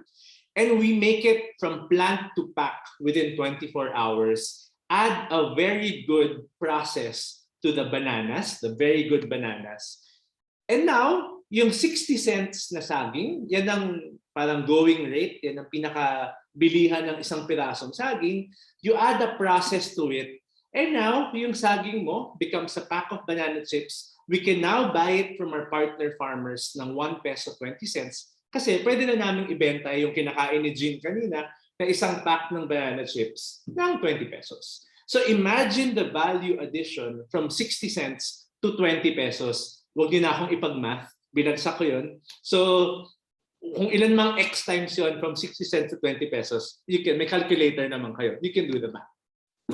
Hence, you'll have the best banana chips you'll ever have in your entire life. Thank you very much. Kung pwede lang, again, kung pwede kong i-unmute yung mga tao sa SEARCA na kumakain ngayon, I'm pretty sure, feel free to agree with me. Kung gusto niyo, you can unmute and just say yes, because I'm sure you do agree with me na masarap yung banana chips namin. Nakita ko nag-unmute. Ewan ko kung hinihintay ko kung magsasalita yun. So yan ang ginagawa ko. So I was, ayan, Jean. Kamusta, Jean? Okay naman? Ay, Jean pala. Agree? Agree naman. Model ko Sinabi- po ang nag-model ka. Okay, okay. banana agree. mo. Okay, masarap naman, di ba, Jean? I hope you enjoyed your pack. Habang pinagutom tayo ng first two speakers, pwede kang kumain. So what I did was, first, sa hirap, kailangan maghirap, kailangan magsikap, at ako ay nagtitindero ng aming banana chips tuwing weekends. And sticking true to my roots sa pagiging mascot, ako rin po ay nagmamascot bilang isang saging pagka may mga trade shows at events kami. Again, mahirap kumita ng pera. Kailangan nating magpakapal ng mukha. Kung yung kanina, nakatakip naman yung mukha ko na mascot, ito, pwede nang makita. Kailangan makapal yan para magbenta.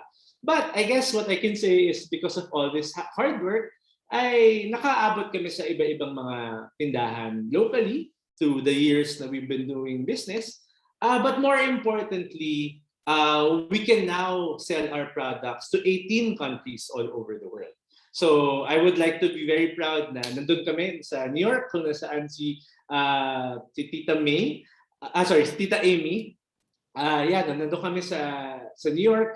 And nabanggit niya kanina how she misses food from the Philippines. And we can say na yan ang ginagawa namin. So because of the food, it reminds them of home. So when we sell in mga stores and groceries in the US, so itong maliit na pack ng banana chip na to, it can remind them of home. And that's that's what a food product can do. That nostalgia when it comes to food.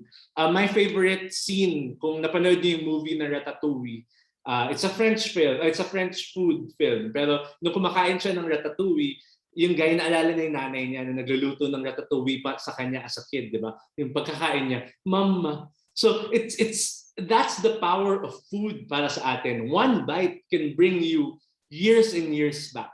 And that's what we're trying to do with our banana chips.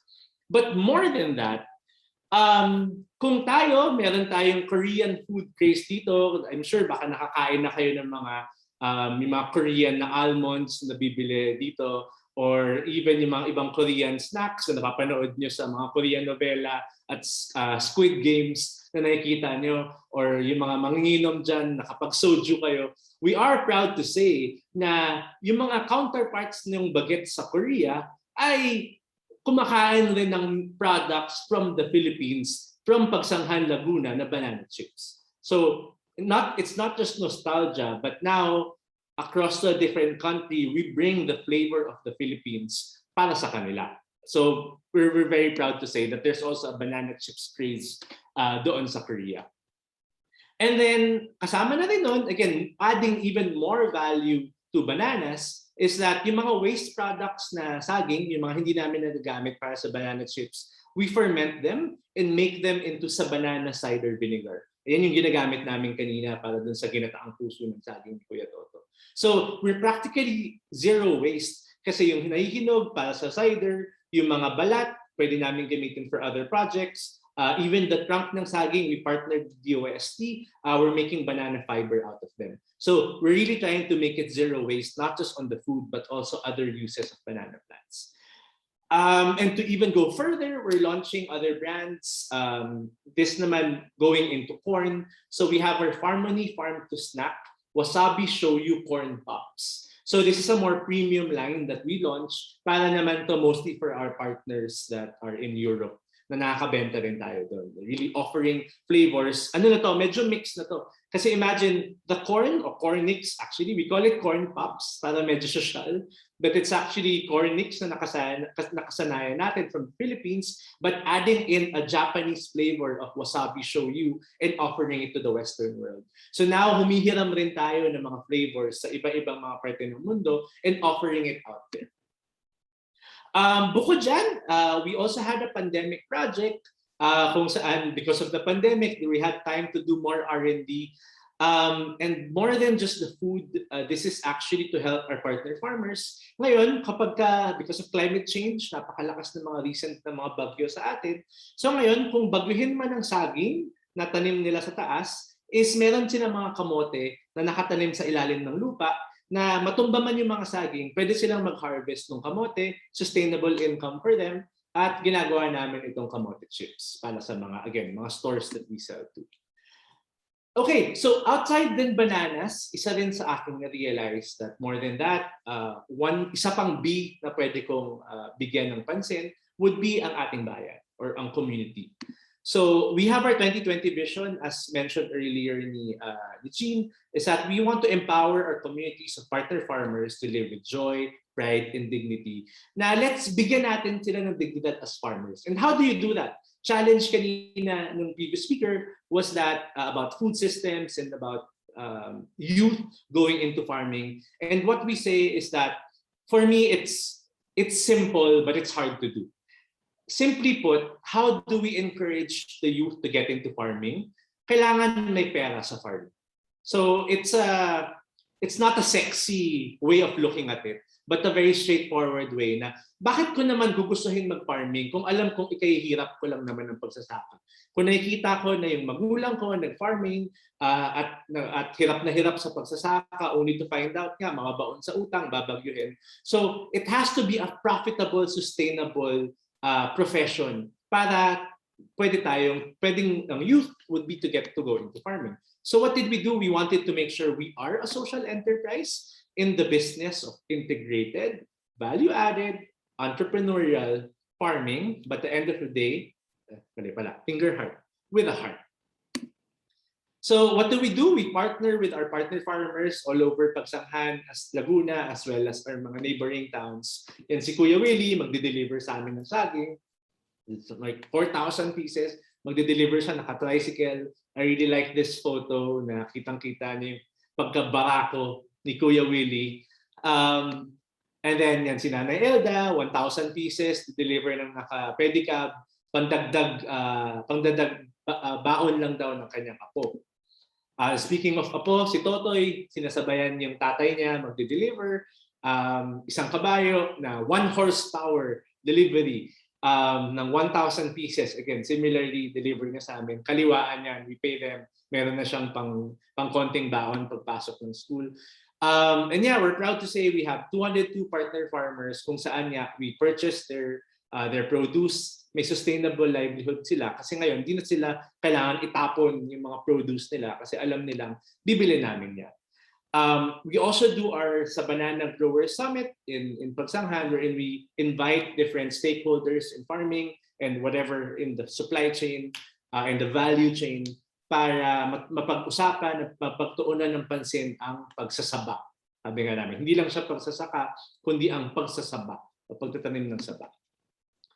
We also partner with people like DA, kung saan they can also do training sessions for our partner farmers and hopefully malaking bagay na nakatulong sila. Same as UPLB and ngayon with these talks with SEARCA, if we can also do some programs in the future for our partner farmers, malaking tulong yun para sa amin. And yeah, so other than our partner farmers, syempre it's also livelihood para sa komunidad. We really build a community within our farm in Villa Socorro Farm. So yung mga asawa ng ibang farmers o kaya yung mga nanay around the community, ngayon pwede na namin sila i-hire para din sa manufacturing facility. We have other people in our Makati office really working hard to get our products all over the Philippines and all over the world. In total, we have 50 employees na baka sila ang bumubuo nitong Villa Socorro Farm. At kung nasaan kami ngayon ay dahil dito sa aming mga employees. So at the end of the day, nasa puso, di ba? There is the heart of cooking, there is the heart of business, or ang puso ng saging, at dyan nakaangkla ang aming ginagawa dito sa Villa Socorro Farm. Thanks, Jean. And looking at that, it's really becoming a millennial farm. So hindi na sapat ang pagiging farmer lang in the traditional sense. We have to look at it as a millennial farmer. We have to look at it sa lahat ng mga pinagsabi ko kanina in terms of being an entrepreneur, being a businessman. Ganun natin kailangan tingnan ng ating mga farms for it to be profitable. Gone were the days na tanim, benta. Really have to be innovative in our farms, which leads to me becoming the banana chief. Coming to my own, from kung ano mang pinagdaanan ko mga B in the past to these new Bs that I am focusing on now, and now becoming the banana chief. So as I end, I guess let me just give you some final tips to mga students natin. So first, mga chief tips na gusto ko lang iiwan sa inyo. First is to find your sweet spot. And that sweet spot is in between opportunity, expertise, and naputol yung and passion there. So expertise, opportunity, and passion. So you have to make sure na mapagsama-sama to. Don't worry, hindi yan automatic na kailangan right from the get-go meron na kayong sweet spot. It's something you build towards. I can very much say I am not yet there. Marami pang kulang na expertise, marami pang kulang na opportunity, but maybe what I really have now is that passion to continue what I am doing. And then slowly, pwede nang mag-build ng more opportunities, pwede mag-build ng expertise, pwedeng makahanap ng more opportunities to really finding that inner sweet spot. And siguro, one thing I would leave as well, turo sa akin to ng aking ama, is to start small. Wag maging hadlang ang kapital, mababang kapital, ang mga ibang mga problema sa buhay. Wag ito gawing hadlang kasi wag kayong mag-alala, you can start small, especially in today's world with technology. Madaling magsimula ng maliit. At the end of the day, importante is you think big. You have that long-term vision in terms of ano ba talaga yung gusto nyong marating para sa inyong mga businesses o para sa inyong ginagawa. And lastly, I guess the road to success. Alam niyo ba? Sana walang English teacher dito at pagalitan ako. Alam niyo ba kung ano ang root word ng success? Okay. The root word of success is suck. So before you reach success, it is going to suck. Maraming mga problema ang kailangan pagdaanan, maraming mga paghihirap na pagdadaanan. Pero once mapagdaanan niyo na itong mga problemang ito, it will going to suck even more. Mas marami pang mga problemang darating, but importante is matatag ang inyong puso, matatag ang inyong tiyan para umabot kayo in the success na gusto nating ma-achieve. Kasi sa buhay ay parang alon, maraming alon na kailangan yung pagdaanan sa buhay. Ang importante is that kailangan yung madaanan yung alon na yan. Kailangan yung makisakay sa mga nagsasurfing dito. Kailangan you need to surf the wave of life. Hindi lang yan sa personal life, sa buhay, pero pati sa pagnenegosyo. Maraming lows, maraming highs, pero importante is masundan natin yon kasi nga para ma-achieve natin itong success na sinasabi ko. So as I close, I will just want to leave you a quote that a very wise man, hindi lang siya wise, cute pa siya, a very wise and cute man once said that the business of doing good is good business. This wise and cute man was the banana chief, year 2021. So thank you very much. Again, I appreciate everyone for spending time with me this morning and learning. Marami pang mga galing na speakers before me and after me. So please, marami kayong matutunan. Take down your notes. I'm sure marami kayong mapupulot at that will help you in your future endeavors. So I'm the Banana Chief, and please join the tribe. I'll just leave this. Should you want to real quick connect with me online, offline, these are my details, and please check our stuff. We just launched our website, villasocorrofarm.com. I've used this platform to promote. Mahirap ang buhay ngayon. Kung additional benta, I'll take it. So villasocorrofarm.com. Should you want to try our products, you can order online. We also just opened Villa Socorro Farm farm tourism site 2 weeks ago. So should you want to bring your families and friends, you can also check our website and check our Facebook page so you can connect with us and book with us. Again, maraming salamat. I appreciate you all for taking the time. Thank you.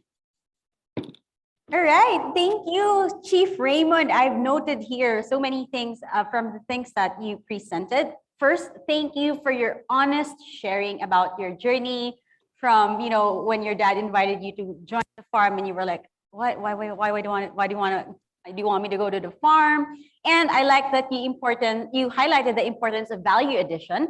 And because as we mentioned earlier, there is Filipino ingenuity. You have to hand it to Filipino. So Kabataan, we are challenging you to do your own value addition to the available food materials that is around you. And I remember, Chief Raymond, we did a study together before many years ago on the global value chain. And I like that you highlighted how Villa Socorro Farm is actually out there.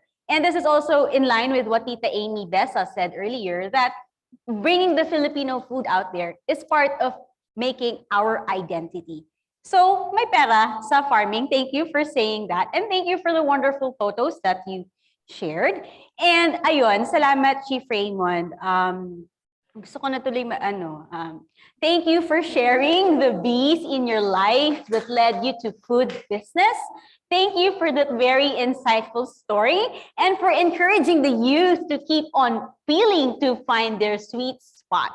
I'm sure our audience here in Zoom and on Facebook learned a lot from your experiences in the food industry and what it takes to enter the business. SEARCA is one with you and the Villa Socorro farming family in empowering communities of partner farmers living with joy, pride, and dignity. Now, Chief Raymond, we have a few questions from the audience. We have one here. Someone asked where we can buy these products. Chief Raymond flashed earlier their social media sites and their websites, so you can just maybe Google Villa Socorro Farm and something will pop up. With your experience in the food business, Chief Raymond, is there something that's surprised you or still surprises you? Perhaps something about the issues, the work, the people that you didn't really expect? Sorry, because of COVID or? Kung meron bang nakapagpagulat pa sa'yo of being in the food industry for this long?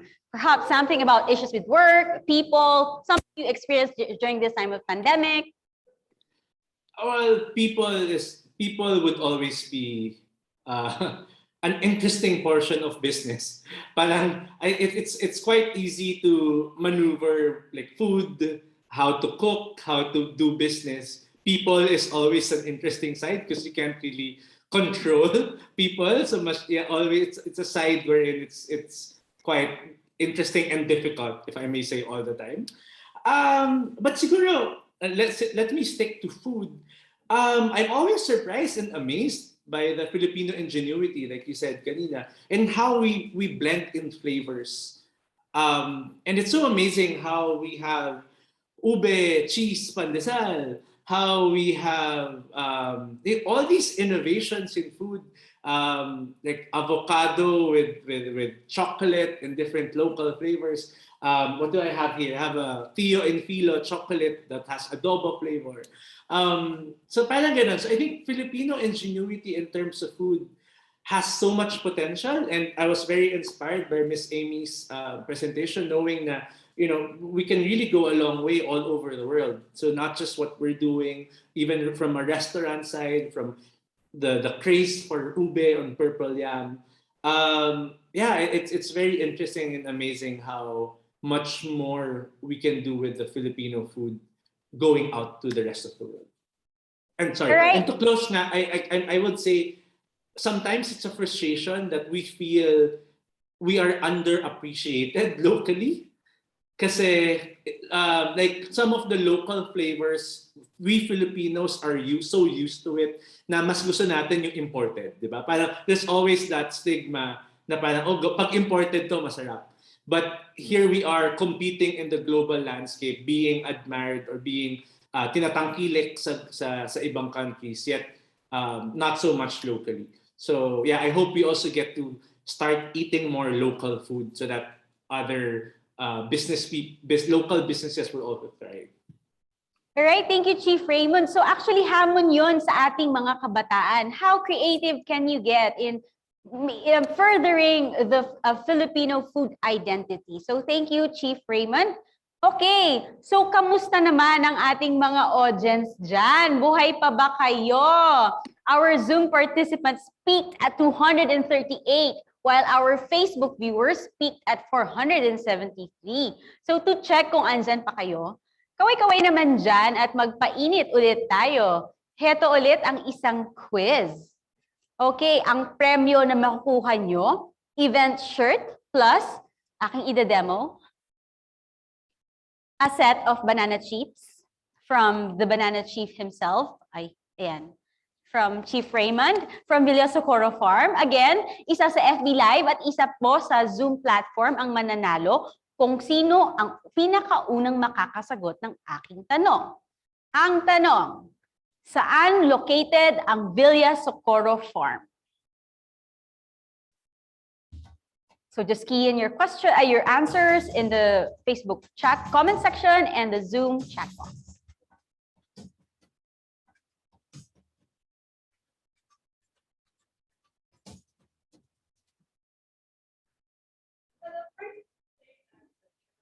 Hindi pwede yung sagot na Calabarzon, ha? Yung bayan. Huwag madaya. Hindi pwede yung Calabarzon.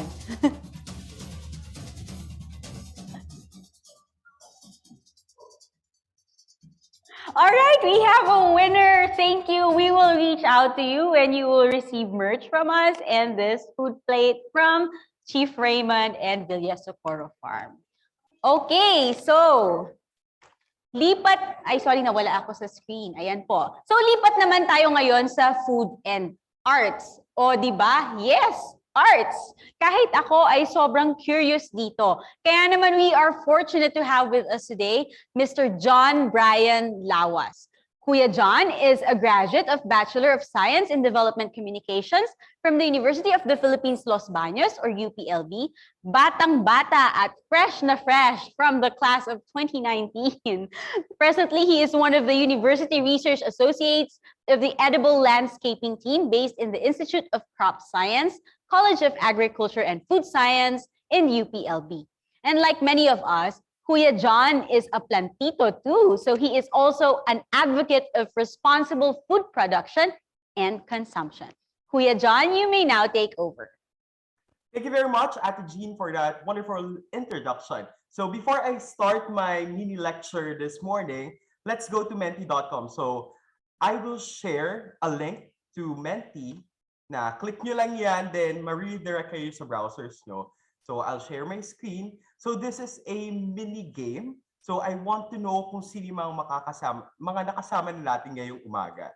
So kilalanin natin ang bawat isa. So please click the link that I sent sa chat box and click the heart button sa inyong screen. So if you're using your phone, makita nyo na ganito yung interface niya. Ayan. So pakita ko lang. Medyo nag-glare lang.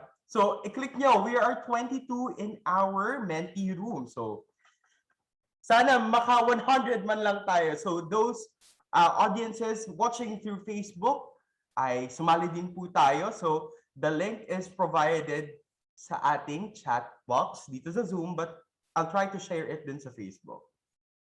Alright? Okay. So, 42 na tayo. Nag-send ako sa Facebook ng link. So, ayan, nag-send si John Lawas ng link sa Facebook para sa short activity na ito. So, kikilalanin ko lang kayo, ano yung mga paborito nyo. Meron po akong dalawang tanong. Alamin ko, ano ba yung paborito nyo? Ganito or ganan? So, we're already 52. So, sige pa. Siguro, mag-start tayo kapag tayo 75. Okay lang po ba yan? So, punta lang kayo sa menti.com. Just click the link. Para sa mga Zoom participants natin, click nyo lang po yung link. So kung ano man yung browser na meron kayo, ay pwede kayong makisali sa ating munting palaro. Alright. 64. Okay. Malapit na. 10 na lang. 65 na tayo. Okay. Alright. 66. I need 8 more. 68 na tayo. Okay. Alright? Lapit na. 6 na lang. Okay, 71. 4 more participants. Okay, we're 75 na. So let's start. Kilalanin natin ang bawat isa. Ano ang mga paborito mong gulay? Sa iyong screen, meron dyan 3 blank. So bigyan mo ko ng top 3 favorite mong gulay. Alamin natin ano ba ang paborito gulay na mga kasama natin ngayong umaga. Alright. So, lalabas dyan, may word cloud ako. May pa-word cloud. Wow, kamatis, pechay, string beans, kangkong, kalabasa. Alright, madaming may gusto ng pechay, ah. Kamatis, talong. Wow. kangkong, kalabasa, kamote, labanos, sitaw, okra. Mukhang binubuo natin ngayon ng bahay kubo. So ano ba ang mga paboritong gulay ng ating mga kasama ngayong umaga? So yung may pinakamalaking size ng word ay yung may pinakamaraming response. So nakita natin kamatis, talong, pechay, okra, kangkong, at iba pa. Okay, mag-respond lang tayo sa ating Mentimeter. Okay, so I guess nakikita natin yung picture na yung kadalasan na paborito natin kainin ay yung pechay, talong, kamatis, okra, yung mga madalas nating nakita sa palengke or yung madalas nating tinatanim sa ating garden na may iba't ibang kulay katulad ng pechay, ang kulay niya ay green, talong na violet, kamatis na red or orange, kangkong na medyo light green, at iba pang mga gulay na makita natin. Now, sa aking second question, ano ang mga paborito mong kulay? So nabanggit kanina ni Ate Jean, ni Tita Jean, na ang aking discussion this morning ay patungkol sa food and arts. Gusto ko malaman kung ano yung paborito mong kulay. So ito ba yung mga kulay na ginagamit mo sa iyong pang-araw-araw na pamumuhay? Ito ba yung mga kulay na gusto mo makita sa iyong pagkain? Or ito yung mga kulay na gusto mong makita sa iyong paligid, sa iyong garden at iba pa? Okay, green. Wow! Ma-associate natin yan sa ating environment, sa ating garden. Green, red, blue, yellow. Wow! So makita natin, interesting to mga paborito natin kulay na lumalabas sa ating word cloud. All right. Okay. So I guess, okay na tayo. So nakita natin sa dalawa nating tanong that nag-emerge na yung mga gusto nating mga gulay ay pechay, talong, kalabasa, kamatis. At nakita natin kulay natin ay green. But now for my lecture, bibigyan ko pa po kayo ng onting impormasyon patungkol sa art. Let us break it down to the fundamentals of design. I-discuss ko later kung ano ba yung principles and elements of design na ginagamit ng aming team to incorporate arts in food production. So thank you very much for participating in this quick activity. All right, so let me share my screen first.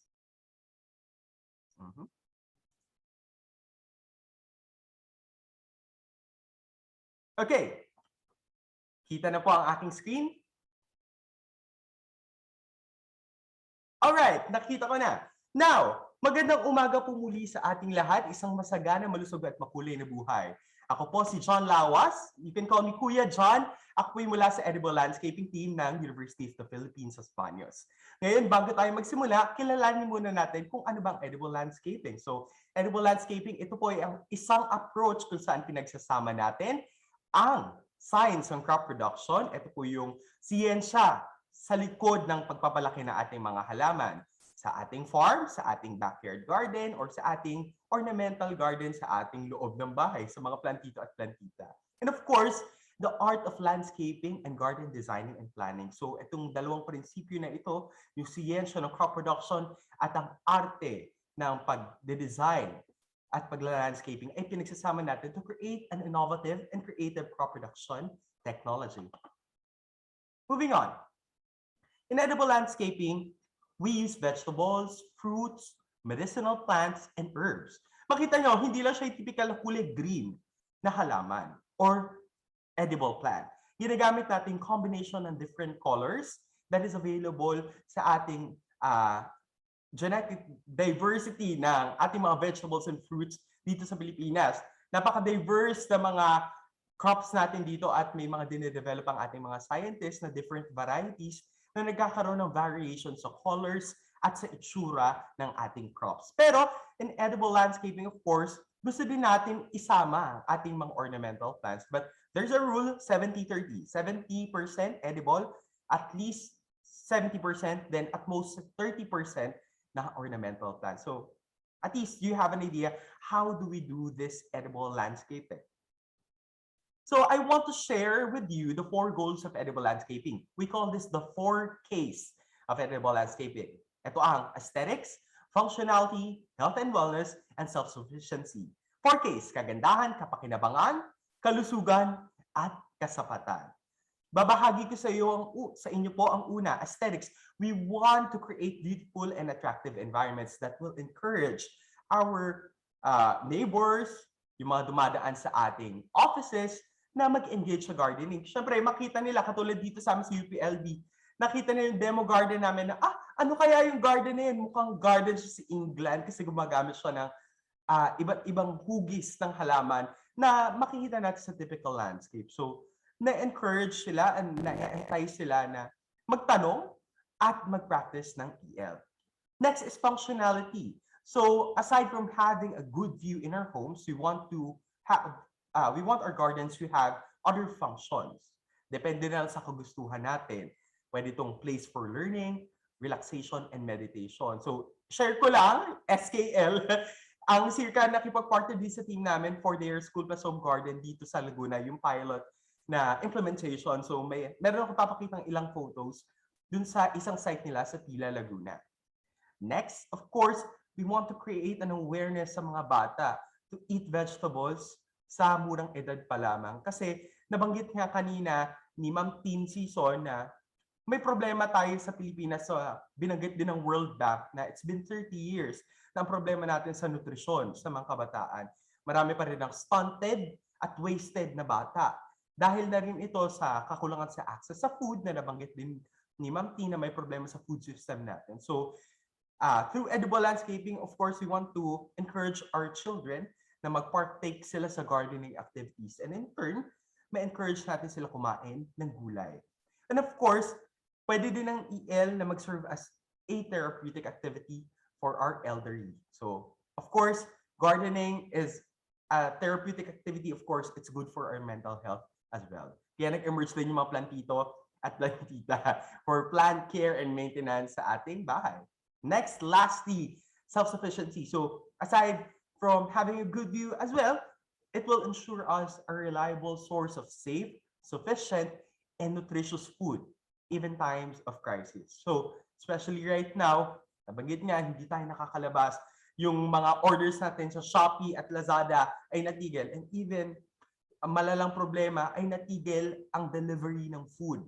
So, nagkaroon ng paghinto sa delivery ng ating mga fresh produce from our farmers. So, isa na rin to sa pagtulong natin to alleviate the pressure on the national food system. So kung meron tayong garden sa ating bakuran, ay meron tayong mapagkukunan kahit man lang ng mga ilang ingredients para sa ating mga dishes na niluluto. Now, let's move on sa discussion ko ng fundamentals or pag-breakdown natin sa components ng art na ginagawa namin sa edible landscaping. In EL, we have this EL triangle. So ito yung may design phase kami. This is the first phase, design phase, implementation phase, and the maintenance phase. But today, i-discuss ko lang sa inyo ang design phase. Ibabahagi ko po ang aming proseso, pero magpo-focus ako sa elements and principles of design. So please bear with me. So I hope you'll get interested na pag pupunta kayo ng garden, nakita ko ito yung hugis niya ay ganito, yung kulay niya ay ganito, at pwede kong pagsamahin ang gulay na ito at ang halaman na ito para mas maging aesthetically pleasing siya at magkaroon ng interest sa ating garden. Now, elements and principles of design. I will discuss 4 elements of design na medyo madami to. Alam natin yan sa ating curriculum sa arts noong ating elementary and high school days. But I will discuss form, color, line, and texture. So pag sinabi natin form sa EL, pwede siyang upright.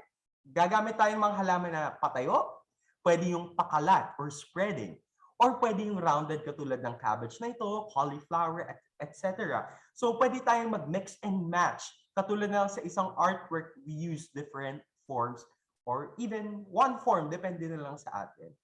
Next is color. Pwede tayong magkaroon ng variations ng colors. Meron tayong mga halaman na may variations of colors or variegated siya. Katulad na itong variegated calamansi na ito, na yung dahon niya may yellow streaks and green. Kasi yung typical na calamansi, kulay green lang. Pero ito, merong streaks ng yellow. At makikita niyo yung bunga, may yellow and green din siya. So, interesting siya na makita sa garden natin. At meron din ibang katulad ng variations ng variegated na arrowroot at iba pa. Pwede din lighter shades and hues ng green, katulad ng gabi na makikita nyo. At pwede din yung pop ng color ng lettuce, Katulad, marunos yung color niya. Or yung sa tip ng lettuce, medyo may pagka-orange, red, or pink yung color niya. So makita natin, we can combine different colors in our garden. We can even have the colors of the rainbow in our garden. So sa ating mga participants sa Zoom at Facebook, magbigay nga kayo ng gulay na kulay pula, gulay o prutas. So chat lang tayo. Ano po ang mga gulay at prutas na kulay pula na makikita nyo or kinakain nyo na? Kamatis, makopa, strawberry, bell pepper. Now, moving on, orange or kahel. Ano po ang mga gulay at prutas na kahel? Or may nag-chat sa Zoom, orange din. Ay, oo, orange nga ang orange. Kamote, kalabasa, medyo orange and yellow. Moving on, yellow na prutas or gulay. Na saging, banana, katulad ng tanim ni Banana Chief. Okay, lemon, mango, luya, kalabasa. Okay, green. Nako, pag wala pa kayo nahulaan na green na gulay, sitaw, malunggay, lettuce, okra, broccoli. Okay, ang daming alam na gulay ha. Moving on, kulay blue naman. Baka mahirapan kayo. Ano kayang kulay blue? Blueberry, okay, eggplant, pwede na. Pwede din yung blue ternate, yung tea, or yung, di ko lang alam kung tama yung colloquial na term para dito, yung puki-puki, yung tinatawag natin. Okay? Blueberry? Okay. So, violet naman tayo. Mag-shortcut na natin, violet and indigo. So, ayan, talong. So, sa inyong edible garden or edible landscape, pwede natin paghalu-haluin yung iba't ibang kulay ng rainbow. So, nabanggit nyo, ang dami natin nabinggay na example. So, ito na nga yun. Imagination is our limit. Next, line. So, pwede tayo sa EL natin, may pakurbang design or may diretsong design. Alright?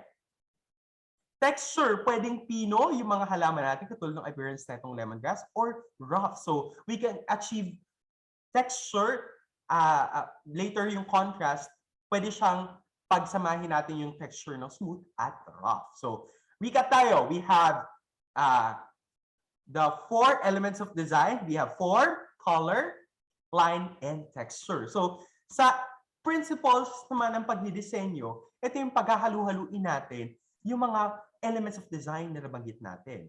May didiscuss ako sa inyo na 5. Balance, contrast, scale and proportion, emphasis, and harmony. So, itong 5 to, tingnan natin sa garden natin. May balance ba yung garden ko? Meron bang contrast na makikita ko sa color and texture? Evident by scale and proportion? Meron ba akong focal point sa garden? Meron bang factor na nakaka-emphasize ng aesthetic quality ng aking garden? Or may harmony ba ang aking garden? Baka gulo-gulo ang arrangement ng aking plant. So let's go through each. So balance, meron tayong tinatawag na formal balance. So pwede natin i-arrange ang ating mga halaman na in such a way na what you see on the left is what you see on the right. Pwede din na formal balance, yung radial na tinatawag natin. You can associate this with a circle or a spoke of a wheel na parang equidistant. So, if you divide it into different sections, your garden, kung may malaki kang lawn area, pwedeng pabilog yung arrangement ng plants mo. Na bawat section na i-divide mo, almost pareho ang nakikita natin or yung weight ng bawat section. So, we have this informal balance as well. Makita nyo dito sa kaliwang side, iba ang makita natin sa kanan. So, we can also achieve this using the combination of our hardscapes and softscapes. Na hindi ko na nabanggit kanina, but in edible landscaping, we have those 2 components. Moving on, we have contrast. Nabanggit ko kanina, degree of difference and the treatment of the different elements. So, pwedeng contrast ng texture or contrast ng color. Mag-pop tayo ng red lettuce in contrast with the green or deep green color ng crops na itatanim natin. Then of course, scale and proportion. Pwede tayo magkaroon ng paghahambing ng hugis at sukat ng ating mga halaman or ang ating gagamiting paso. So in EL kasi usually odd or unconventional use of scale and proportion is not prioritized. Siyempre kapag art, we are free to do. Kapag postmodern ang inyong perspective, yung iyong pananaw or yung pagtuon mo sa pagdidisenyo ay gusto mo na unconventional, ay okay lang. Your imagination is the limit. But gusto din natin na maging attractive din ito sa pananaw ng iba pang makakakita ng ating garden. Next, emphasis.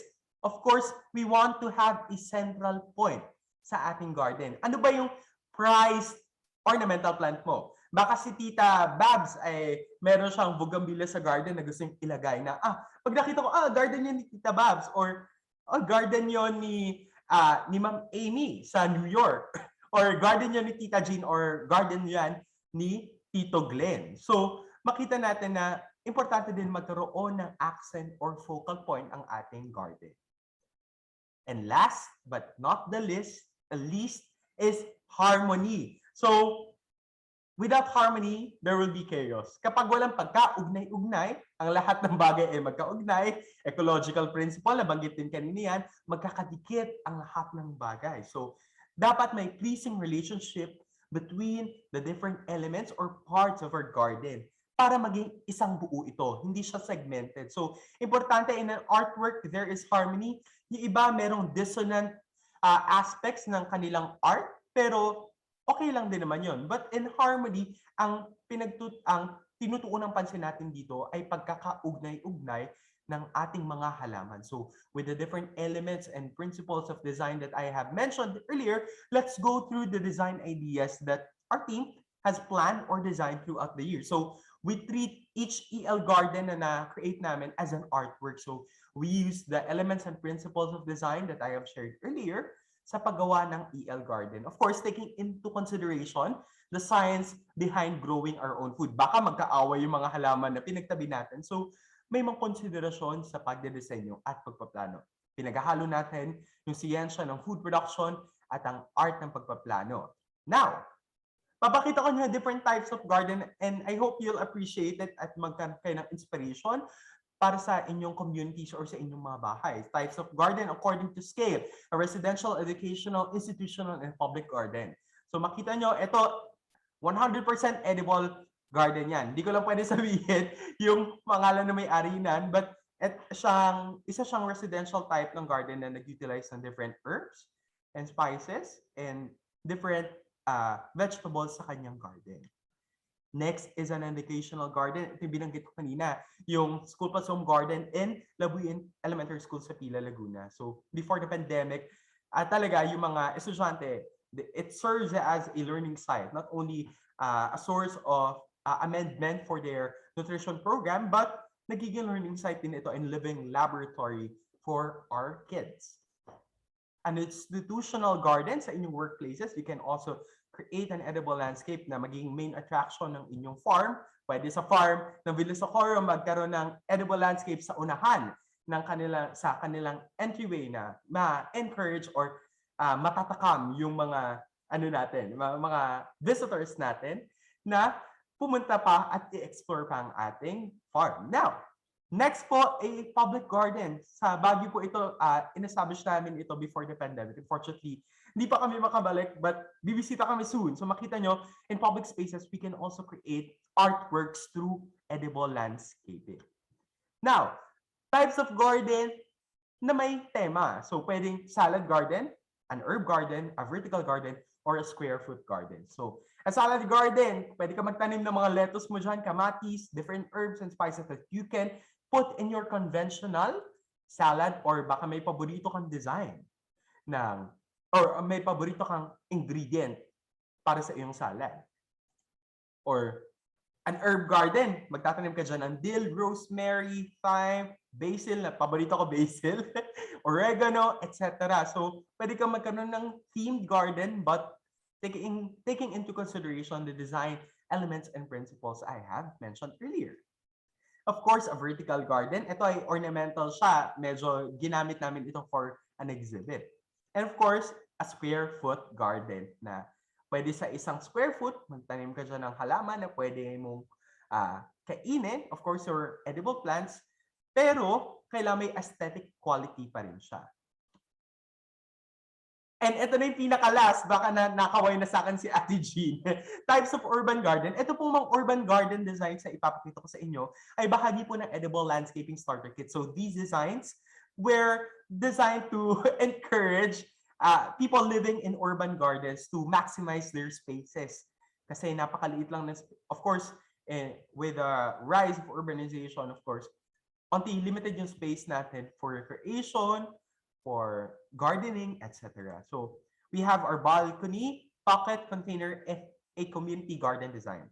So a balcony garden, ayan, makikita niyo yan kapag nanalo kayo ng EL Starter Kit. So may balcony garden tayo na pwede tayo, I hope our participants or viewers will be encouraged to plant or establish their own balcony garden. Pwede tayong magkaroon ng sili, okra, kamatis, eggplant, lettuce, pechay, mustasa, cucumber, herbs, at calamansi. Imagine mo yon with your 4 by 1.5 square meter balcony garden, ay magkakaroon ka ng 11 types of plants. Next, a pocket garden can elevate your house's facade. So you can include different herbs and spices. You have your samsamping or yung butterfly pea flower. Ayun, may nag-chat dito sa chat box. Yung samsamping, your cucumber, your eggplant, lettuce, pechay, tarragon for your tea, basil for your pasta, at sili na pwede natin magamit sa ating mga sausawan or sa ating mga lutuki. Container garden. Ito yung pwede natin magawa sa rooftop kung tayo nakatira sa urban centers. Pwede yung rooftop ng condominium natin, baka yung homeowner association natin, ma-encourage natin na magkaroon ng container garden sa ating rooftops. Or pwede sa rooftop nyo, sa inyong bahay, kung may rooftop kayo, pwede natin itong gawin na kahit wala tayong lupa, basta may container, makakapagpalaki tayo ng mga halaman in an aesthetic manner through edible landscaping. Lastly, a community garden. Makita nyo yung, ito yung top view, bird's eye view ng garden design na ginawa namin. So, makita nyo may balance dyan, we have a pop of color, and there is harmony in the garden design. So, yung pinakita ko, na-apply natin yung basics ng designing sa ating gardening and food production. So makita nyo, with a 10 by 10 meter community garden, we have 24 plants na ma-encourage natin yung mga kasamahan natin sa community na magtanim ng gulay, gawin yung space as space for recreation, pwede dyan mag-bonding, and etc. So then again, your imagination is your limit. So to end my presentation, I want to share the vision of our team. No Filipino should be hungry. Having an EL garden in our homes is more than having a source of safe, sufficient, and nutritious food to put in our tables. Rather, this is a testament of our support, our commitment to achieve food and nutrition security for the future of our country and humanity. Kaya, tara na't mag-edible landscape.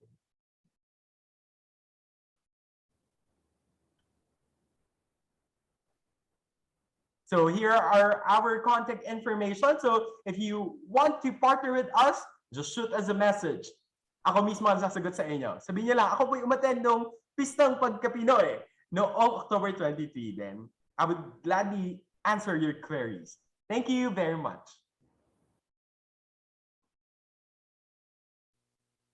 Okay, hello. Thank you, Kuya John naman for sharing. Ganun pala yung ibig sabihin ng pag-integrate ng arts into food. And thank you for that you shared. So mga kabataan, di ba? Again, kanina na pag-usapan na natin yung Filipino ingenuity. So this is another avenue for us to express or be creative in the way we handle food. O, di ba? So, thank you, Kuya John. Salamat. You inspire us to be creative plantitos and plantitas. So thank you for sharing UPLB's edible landscaping story and advocacy for the Filipino community. Colorful plants not only provide a beautiful garden design, but can also give us a steady supply of healthful food. And mga kabataan, kanina pa natin pinag-uusapan yan na pagtatahi-tahi nyo ba? Kasi may reflection paper after. Joke lang. At tama ka dyan, Kuya John, no Filipino should ever be hungry. Like I said earlier, it should not be a privilege, but a right. Okay, so magpo-proceed na tayo sa ating next quiz. I have next question for all of you guys in relation to Kuya John's presentation. Ang prize po ay edible landscaping kit. We have 5 from the Facebook Live and 5 from the Zoom platform. The question is, edible landscaping is blank plus blank. Ano yun? Clue! Crop production practices plus elements and principles of design. So, edible landscaping is blank plus blank. 5 from Facebook Live and 5 from the Zoom platform. And ay papakita ko pala sa inyo kung ano yung mapapalanunan nyo. Ito ang edible landscaping kit from Kuya John. Inside is, hindi ko na bubukletin, baka sumabog.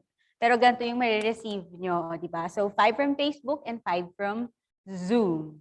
Okay, we now have winners. Thank you. We will contact you. I just want to go back. We have a few questions, I think, for Kuya John. So, Kuya John, what partnerships need to be forged in order to create more space or explore the opportunities in food and arts?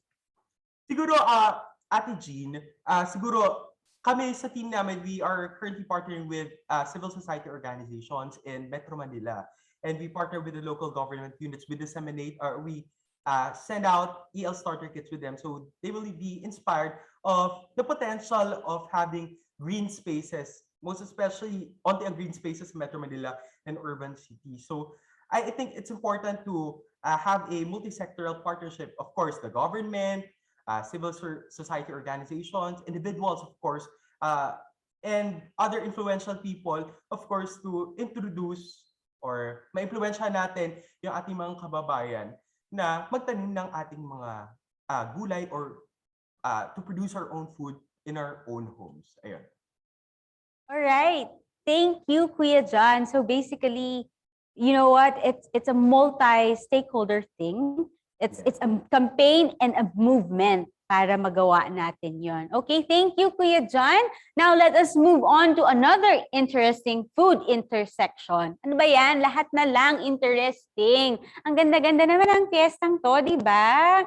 So, up next is food, culture, and gender. To help enlighten us on what gives Filipino food its identity, we have with us a rural sociologist, Dr. Rodmir Datoon. Dr. Rodmir is an expert on rural societies and agriculture development, mixed methods impact assessment, and multi-stakeholder partnership building. As an assistant professor of the College of Agriculture and Food Sciences in UPLB, he teaches sociology of agriculture and food systems, sociology of development, rural sociology, and methods in agriculture research. Mga kabataan, ating i-welcome si Doc Rodmir. Sir, the screen is yours. Okay, good morning.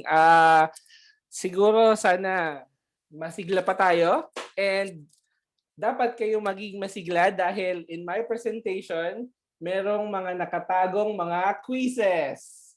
And basta na lang sila labas sa mga slides and be ready for that. And then Ate Jean and Tito SEARCA ang mga staff natin sa SEARCA ang bahala sa prizes ninyo. So I'm here to talk about food, culture, and gender. No? I am an assistant professor of rural sociology. So if you want to know more about the topic, please follow me kasi palagi ako nag-tweet regarding the topic in my Twitter account. And also, please follow our Facebook page, our MS Rural Sociology Facebook page, if you want to know further yung mga topics na pag-uusapan natin ngayon. Okay, so first let's define what is culture. Mahirap siya i-define kasi medyo broad siya, but the official definition is the totality of shared beliefs. Shared beliefs, ibig sabihin, shared na paniniwala, norms, o yung mga rules natin sa society, o yung mga pwede at hindi pwedeng gawin, mga values, yung mga pinahahalagahan natin, rituals, mga ritual, language, history, knowledge, and social character. So yun daw ang ibig sabihin ng culture, yung totality ng lahat ng ito. So kung sa Filipino culture, so ano yung mga shared na beliefs natin, norms natin, mga pinahahalagahan natin, yung shared history natin, and so on. Pero pagdating doon sa later part ng definition, sabi ni Sage Dictionary of Sociology, in common usage, the term culture refers to the expression of creativity like opera, ballet, orchestral music, and some mass culture o yung mga subculture. So parang naisip ko, parang merong kulang, no? Ano yung kulang? Siyempre yung topic natin for today, no? Kulang yung food. Hindi masyadong nabibigyan kahalagahan kahit sa academe yung importance ng food as a manifestation or expression ng ating culture. This is very important because food is a social construction. Sabi ni Tita Amy kanina, our first speaker, kahit anong, dun sa pagtinignan nyo yung food sa dictionary, ang bibigay sa inyong definition ni Merriam-Webster ay any material, no? Any material that consists of protein, carbohydrates, fat used in the body of organism to sustain growth, repair, and vital process and to furnish energy ay considered food. So ibig sabihin yung damo na tumutubo dyan, pwede siyang food. Yung balat ng puno o yung tree bark, as long as it's edible, pwede siyang food. O yung insekto na pwedeng kainin na hindi ka magkakasakit, pwede siyang food, di ba? So kahit ano na lang ba, pwede natin i-consider na food? No, because sabi ko kanina, food is a social construction. Society or culture tells us what we can appropriately eat and what we cannot eat. Diba? So hindi tayo kumakain basta-basta lang ng damo, ng mga tree bark and so on. So meron ako magandang example sa inyo. Yan. So of course familiar kayo sa balut, 'di ba? Sa Filipino, balut is food, 'di ba? Pero pag pinakita niyo siya sa mga foreigner, medyo iba na, no? Baka yung iba sabihin hindi siya food. Sabihin food siya, sabihin yung iba medyo yun lang ang kakainin ko, yung pula lang. So nung bata ko, ang kinakain ko lang yung yung parang yellow part, yung kinakain yung sisiw. Para sa akin yun lang ang food, yung sisiw hindi. So yun. And then the other picture on your right is tamilok. Sinong nakakaalam ng tamilok? Yan. So i-google niyo siya ngayon. Ano yung tamilok? So siya, famous siya sa Palawan, doon sa mga dead trees, sa beaches, at saka sa forest. Merong pag biniak mo yung mga tree, merong lalabas na mga na mga parang worms, and then they eat it. Lalagyan lang nila ng tubig or huhugasan nila sa suka, and then they eat it, and then it's a delicacy for them. So for them, for their culture, it's food, di ba? But for other culture, hindi siya food. Okay, so culture also tells us what can be considered as a meal. Ano ba yung isang meal at ano yung hindi meal? So, a bit of a kwento. Nakita niyo yung McDo, it's in Japanese, no? Kasi McDonald's Japan ito. So, I lived in Japan for almost 5 years, so I got this story from the locals, no? Some of my Japanese friends told me that when McDonald's was first starting in Japan, of course, ang mga pagkain nila, di ba, burger, fries, nuggets, di ba? Walang spaghetti sa Japan. And then walang McChicken sa Japan. So, walang ganun, walang rice meal. So, puro burger. So, the Japanese doesn't consider McDonald's food as meal. Para sa kanila, snack lang siya or merienda. Hindi siya meal, hindi siya dinner, hindi siya lunch. Pero yung nakikita niyo sa right na picture, it's just rice, egg, at saka soy sauce. Para sa mga Japanese, this is a meal. Meal na siya, no? Rice, egg, soy sauce. So pag nagmamadali sila in the morning or tinatamad din sila magluto in the evening, ganyan na lang yung kakainin nila. But for them, it's a meal. It's a proper meal. Pero yung McDo na merong burger, kahit Big Mac man yan, nuggets, fries, and then cola. That's not a meal. Because the society the Japanese society consider it as not a meal, just a snack. You know? So there you go. The culture really dictates how we view food, what is food and what is not food, what are meals and what are not meals. Also, food is very important in forming our identity. No? It's very important in our childhood, in our socialization process. Yung socialization is a sociological term. It just means that the way you are being introduced to the society as a member of society. Kung paano ka tinetrain na maging member ng society. It's also important in building friends and building your community identity, your social identity, your social class identity, and of course the national identity. At this moment, may papakita lang ako sa inyo isang video, maikling video, no? Na ito yung sinasabi kanina ni Banana Chief Kuya Raymond kanina about isang scene sa Ratatouille. Okay, SEARCA, please go ahead, play the video. Yan, that is Ego. Yan, yung parang antagonist sa film. Yan. Yung sinasabi kanina ni Kuya Raymond.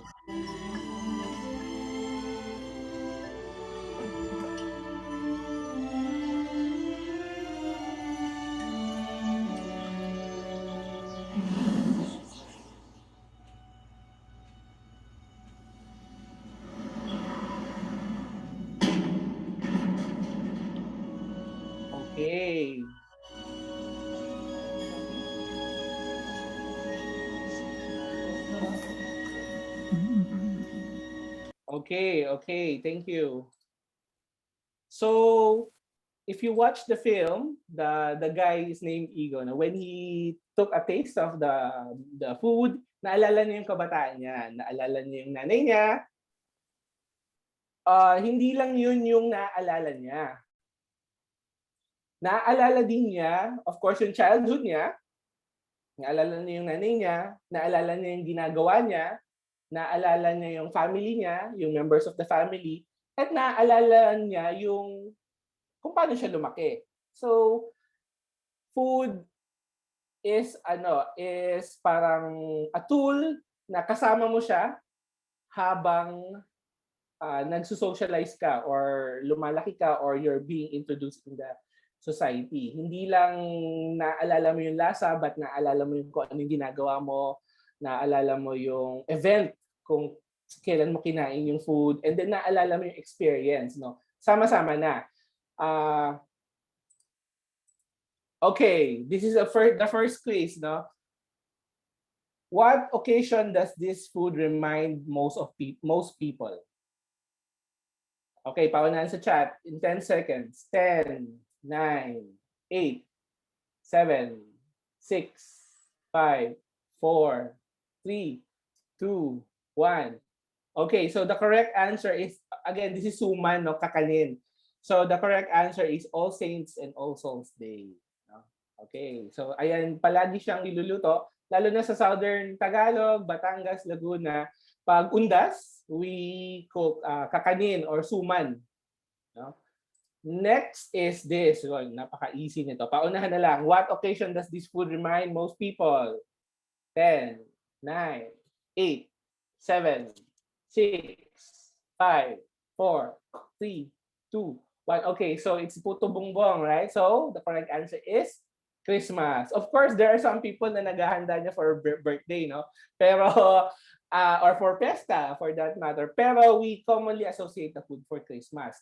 So pag nakita ka ng puto bongbong, hindi lang Christmas yung naalala mo kung anong ginagawa mo pag Christmas, kung sino yung mga kasama mo for Christmas, ano yung mga rituals na ginagawa niyo for Christmas, ano yung mga kaugalian na ginagawa niyo for Christmas, yung mga values na naka-attach dun sa experience na yun. So, part na siya ng culture, naaalala mo yung culture, nare-remind ka ng culture na nung society mo. Di ba? Okay, so again, this is the third quiz. So mamaya ko na i-define yung peasant food, no? So for the word na lang, ano na lang, galingan nyo na lang, mag-context clues. Which are peasant foods?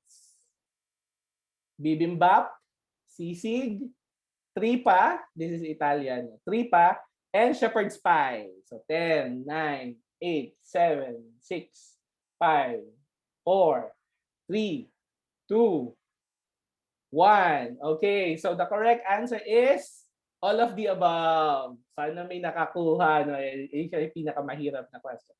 Okay, bibimbap. Hindi. Ano muna ang peasant food?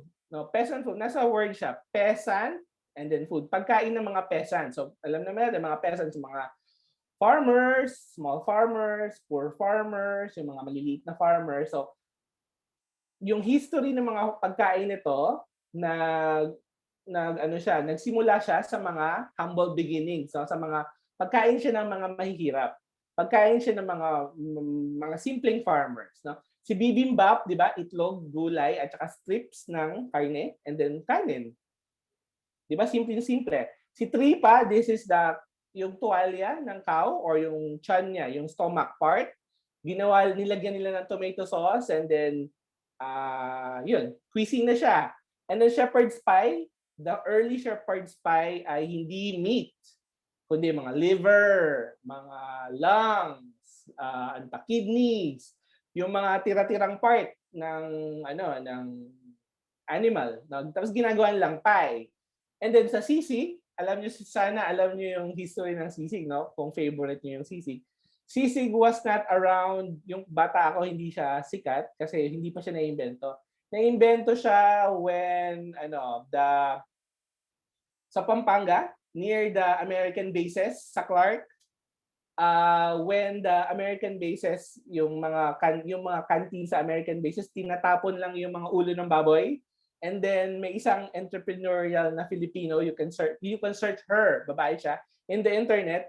Binili niya yung mga ulo ng baboy kasi nasasayangan siya. And then she made a cuisine out of that. And then na-pick up siya ng mga restaurant sa Manila and then naging sisig na siya. No? Sumikat siya into a very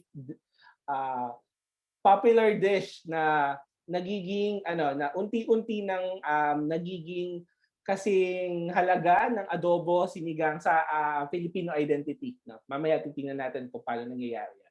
No? So itong mga dishes na to, they're called peasant food, mga from scraps, mga humble beginnings, pagkain ng mahirap pero na-pick up siya ng mga restaurants and then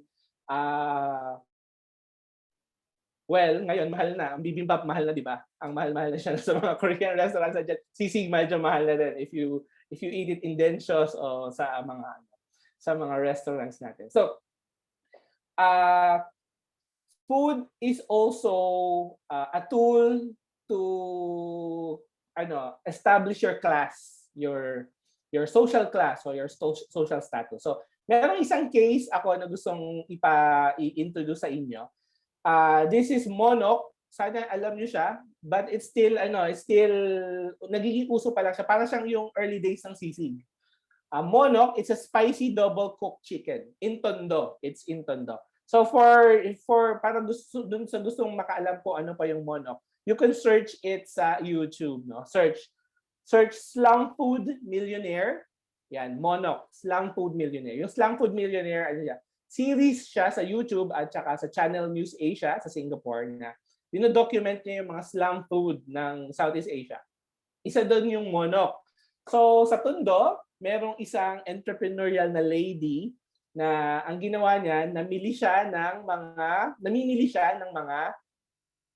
mga chicken na sobra ng mga hotel, na mga hindi na nagagamit ng mga hotel na syempre iba-iba yung timpla na, no? Kasi those chickens are for different recipes. So ang ginagawa niya, may naghahatid sa kanya, binibili niya, and then nire-retoke niya yung lasa. So ang ginagawa niya, minamarinate niya sa suka and soy sauce just like adobo. And then pina-fry niya to a crisp, parang sisig. Di ba sa sisig may crunchy part, merong juicy part. So ganon. So this is only 15 to 20 pesos per plate. So ang market niya ay mga kapitbahay niya sa Tondo. So ayan, mga nanay yan, yung mga nakapila doon sa picture sa taas. Mga nanay yan na pumipila sa monok kasi 15 to 20 pesos lang may meal na yung pamilya, yung family nila. 'Di ba?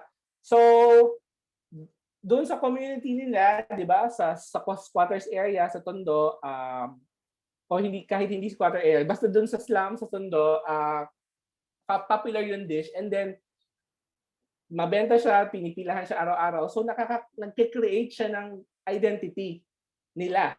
Kasi sila lang yung nakaka-experience, meron silang shared identity with the food, shared experience with the food, pare-pareho sila ng ulam, and then they attach meaning to the ulam, like family, yeah, togetherness, mga pulutan ng mga kapitbahay o pulutan pag-inuman, and then nagkakaroon sila ng shared experience while consuming the food, and that creates identity among them, no? Among their social class and among their community.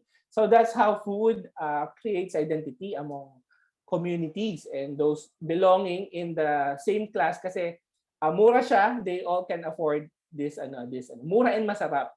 Huwag natin kakalimutan na masarap. Okay, so food and national identity, quote unquote national identity. Kasi the national dish, sabi ng karamihan, is CPA. Ano yung CPA? Chicken pork adobo. But some say na it's sinigang, di ba?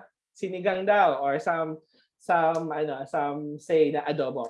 Tapos some say na sa Visayas and Mindanao, hindi adobo ang famous humba, di ba? Humba, but it's parang adobo din but medyo matamis, no? So, yun. But let's, for the sake of argument, sabihin na natin na adobo yung national dish, quote unquote. So bakit ba siya sinasabi na national dish? Kasi we have a collective experience attached with the adobo. No? With the adobo. Ibig sabihin, lahat tayo naka-experience na kumain ng adobo, and kung kinakain natin siya during our important moments of our lives, di ba? Parang quote unquote gano'n, no? So ano ba yung mga characteristics ng adobo? Backtrack tayo ng konti. Ano yung mga characteristics ng adobo? Madali siyang lutuin, no? Simple lang yung ingredients, and year-round available, di ba? Suka, toyo, paminta, chicken and pork, year-round available, tsaka available kahit saan. It does not get spoiled easily. So hindi siya napapanis, no? Indestructible siya ang adobo. Mauubos muna siya bago siya mapanis. It's versatile, no? Versatile. Kahit saan pwede mong dalhin. Halimbawa, may outing, di ba? May outing kayo. Dadali mo adobo. Hindi ka magdadali ng sinigang kasi may separate pa na lagayan yung yung kanin at saka yung sinigang. Tapos paano mo siya kakainin? Meron pa kayong dalang mangkok for the sabaw, di ba? So, versatile ng sabaw. Ang adobo, pwede mo siyang kainin na nakatayo, na nakaupo, na nakahiga sa park, habang bumabiyahe sa kotse, habang bumabiyahe sa bus. It's versatile. And then flavorful and filling. Ibig sabihin na flavorful, very tasty, salty, sour, konting portion lang, marami kang kanin na makakain. So, it's very filling, no? Mabubusog ka, konting portion lang. And then mura, syempre, dahil konting portion lang, mabubusog ka. So, ito yung mga characteristics ng adobo. That's why, dala-dala natin siya kahit saan. Dala-dala natin siya sa mga very important events ng buhay natin, no? Halimbawa, when we first, sa dorm, nung humiwalay tayo sa bahay, una tayo nag-dorm sa university, malamang ang baon natin adobo kasi hindi siya nasisira. 1 week nating ulam from the bahay, di ba? Yung unang week natin sa university.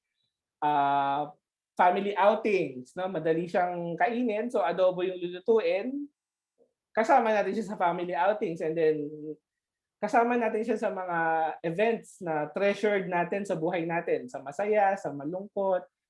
Kaya imagine nyo, lahat ng Pilipino sa buong bansa, ganun, dala-dala nila adobo, and then parang we share na rin the experience kasi may common factor, the adobo, no? And an argument can be made that that is possible because of the characteristics of adobo. Posible tayong mag-outing kasi meron tayong food na versatile. Posible tayong mag-dorm kasi nakakapagluto tayo ng adobo. Posible tayong mag-trip kasi we have adobo. Pag nagutom tayo, pwede natin kainin. Andiyan, lalabas lang sa bag, kainin na natin. So, in short, no, lagi natin siyang kasama and kasama na siya sa identity natin kasi when we form memories, when we form experience, nandun siya, part siya. And then yung ibang Pilipino ganun din. So that's a common factor that connects Filipino. So na-elevate siya sa national dish na kasama sa national identity. No? Okay. So, punta naman tayo sa food and gender. So, kanina pinag-usapan natin yung class, identity, community, socialization. Now, sa gender naman. So, food is also food is also a tool to reinforce yung ating social structure or yung relation sa social structure. One of which is it also is a tool to enforce yung gender dynamics sa family, sa society. No? Ganun sa production and preparation ng food. No? So, yung picture pala, nakita niyo yung picture. So, this is in Central America, nagtatanim siya, may baby siya. Yan.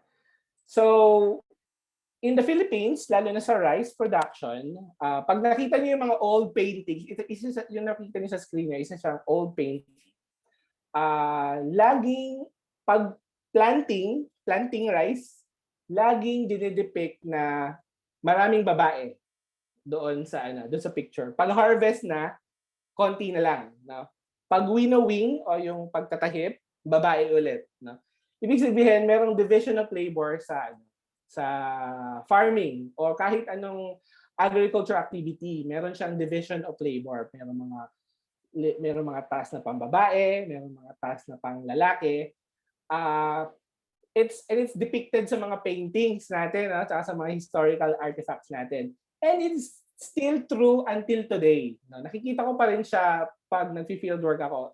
Still true until today. Of course, medyo nagbabago na. No? May mga babae na nagpa-participate doon sa mga tasks na hindi nila pina-participate dati. But majority ay ganoon pa din. No? Meron pa rin talagang delineation kung ano yung pwedeng gawin ng babae tsaka kung ano yung pwedeng gawin ng lalaki.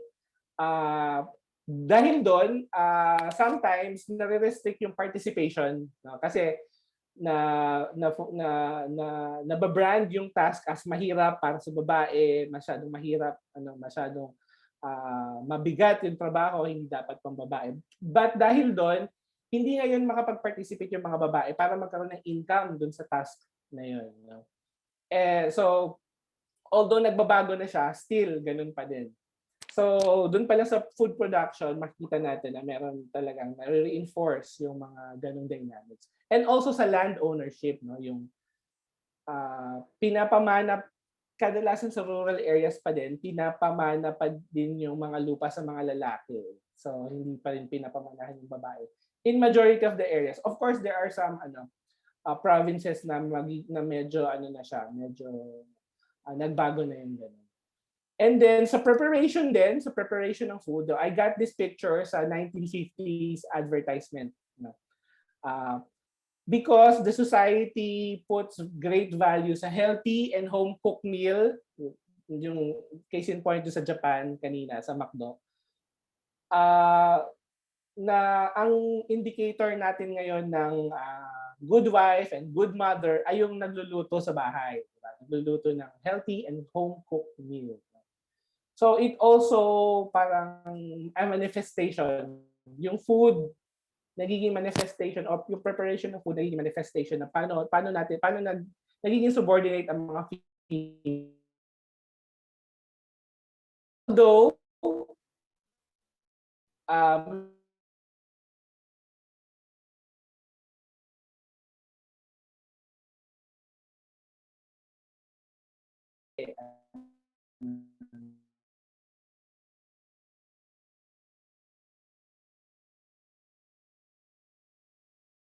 isa tool para ma-attain yun. Paano? Halimbawa, magluluto naman magluto ng luto na lang. So, unti-unti na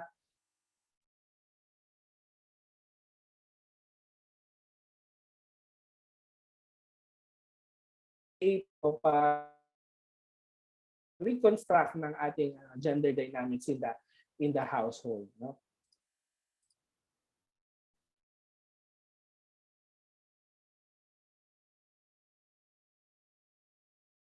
Lalo na yung mga chef, napansin niyo ba ang karamihan women are fighting for para ma-recognize sila na magaling din sila na chef, ma-hire sila sa mga restaurants. This is in your screen, this is Yuki Chizui, another Japanese example na naman. So, she is a sushi chef. Sushi chef siya. Kasi sa Japan, there is this belief na hindi magaling ang mga babae magawa ng sushi. Kasi they believe to sa culture nila, no? Their hands are too warm. Masyado daw warm yung hands nila. So pag ginagawa nila yung sushi, hindi masarap or hindi nagpo-form ng maayos. That's why mga lalaki yung magagaling, quote-unquote, na sushi chef. So si Yuki Shizui, he's trying to break the barrier. He's trying to correct the misconception na hindi yung ganun, na hindi siya biological, no? It's a skill na paggawa ng masarap na sushi, no? So sa food industry meron ding meron din tayong discrimination sa food, no? At na-reinforce siya with food, and also pwede siyang yung structure na yan, pwede siyang mabago through food. Okay, just like yung ginagawa ni Yuki. Okay, so I'll finish with this, no? So we discussed that the food is part of the culture, and food is a very important in making, creating, and perpetuating our culture. Pero that is under threat or under siege by the globalization of our food systems, no? So, ayan, nakita niyo yung fast food sa kaliwa. Starbucks, McDonald's, and then the slow food on the right. So, i-google nyo kung ano yung slow food, makikita nyo na isa siyang movement na sinasabi na let's buy locally, let's buy from our farmers, let's cook our traditional food, and let's consume our food. By doing that, nape-preserve natin yung culture. Kasi, again, discuss natin kanina, food is really a fundamental part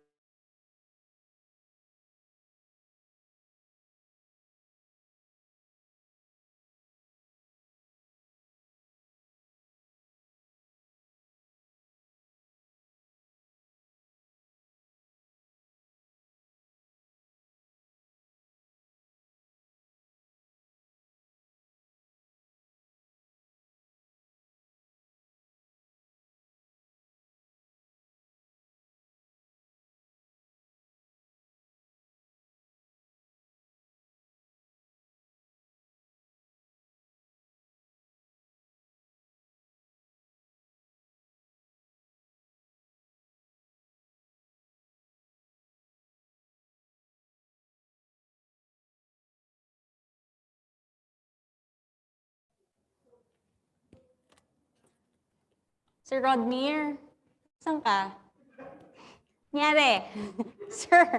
Okay, sir. So let me just wrap up na lang what Doc Rodmir was telling us. So, Doc Rodmir, I think we lost your connection, but in case you see this later in our Facebook recording, we would like to send you our sincerest thanks. Salamat po for giving us all that background about what influences and drive our Filipino food identity and the stories behind our food choices. I like that you highlighted that food is important in making and perpetuating culture. And mga kabataan, bago siya makot, minention niya yung globalization. So that is a threat to our food identity. So this is also part of what we are promoting here in SEARCA, na we have to push forth yung Filipino food identity. Kaya tayo may ganitong papista ngayong araw. So, ayun.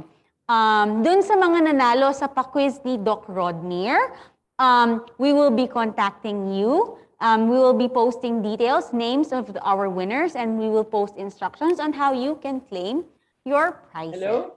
Okay. Am I back? Hi, Doc Rodnir. Wait. Yeah, dalawang slide na lang. Tapusin ko na lang. O sige, tapusin mo na yung dalawa. Okay. Okay, so yeah, so kasama doon sa slow food movement yung pagbili sa local farmers. So, nakita niyo na to na nagiging ano na siya, popular na siya. When we buy from our local partner, farmers, na-preserve natin yung food production kasi kasama din siya sa culture and identity. Okay, so last quiz. Last quiz. Why do we put artifacts in the museum? To preserve it and our culture, for tourism, to show off other countries' treasure. So 10, 9, 8, 7, 6, 5, 4, 3, 2, 1. The correct answer is A, to preserve it in our culture. So pinapreserve natin ang mga artifacts natin, no? But bakit hindi natin pinapreserve yung food? Food, as we established in this lecture, important talaga siya sa culture. So we also must preserve it, just like preserving spolarium, or just like preserving the Mona Lisa, or just like preserving our important artifacts. No? Okay, how to preserve it? Number 1, you eat it. Syempre, you eat our food. You try different regional cuisines and delicacies. And then number 2, buy local and cook it. Mag-aral kayo magluto, that's why, so that you can share it better, and then share and promote. Kahit simpleng sinigang lang sana, i-post nyo sa IG nyo na nagluto kayo ng ganyan, bumili kayo sa farmer, nagluto kayo with your mom, nagluto kayo with your friends, your first adobo, yan. So promote, pag pumunta kayo sa regions, no, try delicacies and then promote it sa inyong social media. So that's it. That's how simple it is, no?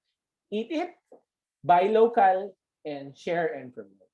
Okay, so then that ends my presentation. If you're interested in this topic, follow me at Twitter and visit our Facebook page. Thank you. Back to you, Jean. Okay, thank you, Doc Rodnir. Nung nakat ka kasi, Doc Rodnir, nag-summarize ako ng kaunti para sa'yo. Okay. And perfect yung Okay minention mo about how to preserve the food culture. It's by eating and buying local and sharing and promoting this. And this is in connection with what you were saying about the threat of globalization in preserving our strong Filipino food identity, for example. And I would like to relate this as well to what Tita Amy Besa said earlier, and Tita Bab Season, and even Chief Raymond, that it is important that we bring our Filipino food out there because it strengthens our identity. So thank you, Doc Rodnir, for that. May dagdag lang ako, Jean. It doesn't mean na you don't try other cuisines from other cultures. No? Halimbawa, Korean food, okay lang. Kain lang din kayo. You discover other cultures. And mas importante, you also discover yung history ng food, paano ba siya na-conceptualize, saan ba siya kinakain, anong event siya kinakain siya kasama ng anong ibang food ba din. Ganon din yung gawin niyo sa Filipino na food, no? Na ganon, na yung sa atin. It doesn't mean naman na when we try to promote our food, we hindi na natin i-discover yung other food cultures. Okay, mga kabataan, narinig nyo na kay Doc Rodnir. So, promote natin ang ating sariling atin. Just like the same as how we patronize the food of other cultures. Diba? Ang sarap-sarap ng Filipino food. So, in the interest of time, if you have questions for Doc Rodnir, pinakita naman niya na accessible siya sa social media. And please feel free to type it in the chat box or Q&A box in Zoom, and Doc Rodnir can respond directly to you. So thank you for those who participated in his quiz. Siyempre, sa mga nanalo, yun nga, as mentioned, may papremyo kami sa inyo, and we will contact you and provide instructions about how to claim your prizes. Okay, finally, but definitely not the least, we have food and tourism. Siguro marami sa inyo ang katulad ko na galang-gala na, ngunit hindi magawa dahil sa pandemya. And just like most of you, when I go around and travel and visit new places, as also discussed by Doc Rodnir, make sure you to try the local dishes because these are part of what identifies a place or location. And also in traveling and touring, this comes with responsibilities. That is why we are very fortunate to have with us today someone from Worldwide Fund for Nature Philippines, who works in the front lines of conservation with people for people. We have Miss Melody Melo-Reich, who is a project manager leading the country's very first ever sustainable consumption and production project with focus on the food service and hospitality sector in the country as the sustainable diner, a key ingredient for sustainable tourism. She is also leading an innovation project known as Soil Mate, an IT solution for food waste diversion through composting. Ate Melody is both a licensed environmental planner and a registered nutritionist dietitian with a master's degree in business administration, major in hotel and restaurant management. She has worked with various organizations ranging from academic institutions, private and healthcare organizations, national government agencies, and now with WWF. Ate Melody, you may now take over. Hi, Jean, and good day to our participants. So, malapit na ang lunch, ano, but please bear with me, ano. So, ito, Jean, kanina nasabi mo, galang-gala ka na. And also for our participants, I would like to know, what Philippine tourist destination would you like to visit again kapag okay na ang mundo? Sige nga, I want to see. Ikaw, Jean, ano ang gusto mong bisitahin? Ako po, Siargao. Yan ang pinapangarap ko talaga. Ever since Yes. mag-hit ang pandemic, sabi ko doon ako unang pupunta pag nag-let up na. Okay, guys, also you can key in where you want to go Yes. when the pandemic restrictions and mobility restrictions have Oo lifted. nga eh. Show us in the chat box. Yes. Okay, so yan, same tayo, Jean. I've been to Siargao once and napakaganda talaga niya. It's a must.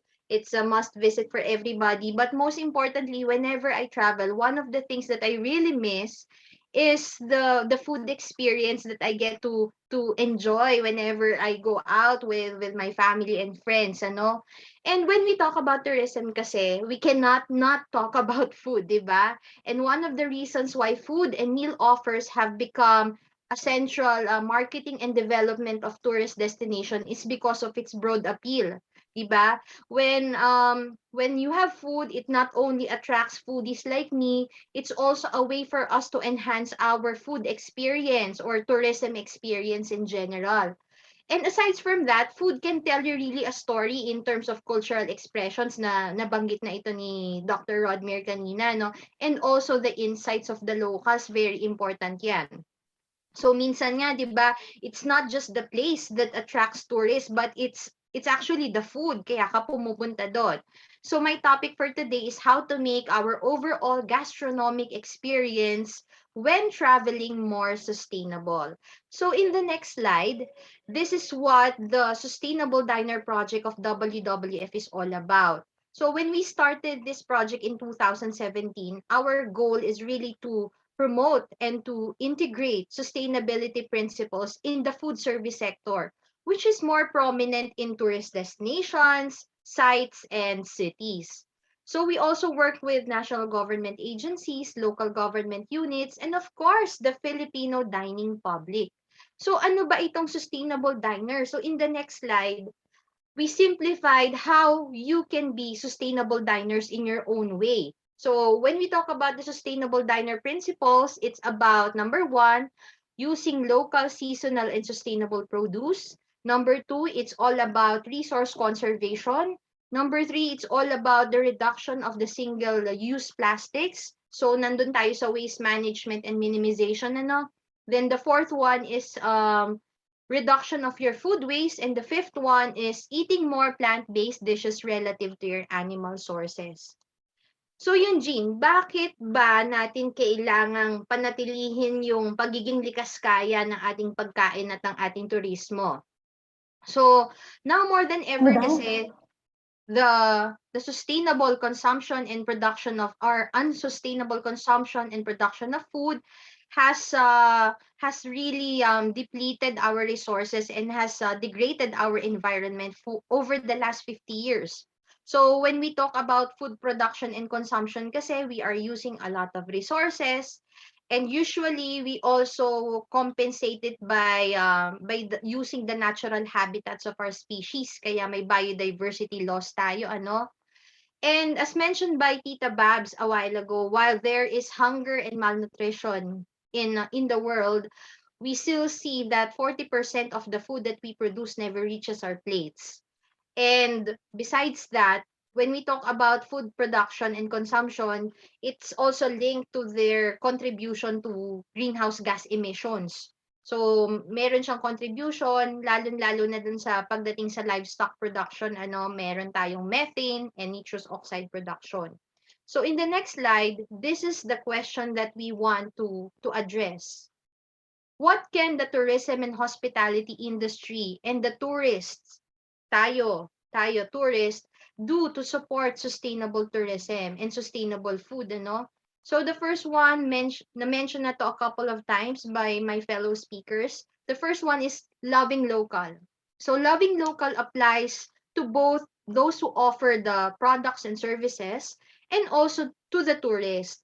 So supporting local products for menu offerings helps not only to produce top quality dishes, but also helps our producers. So yung farmers natin and fisher folk in our community.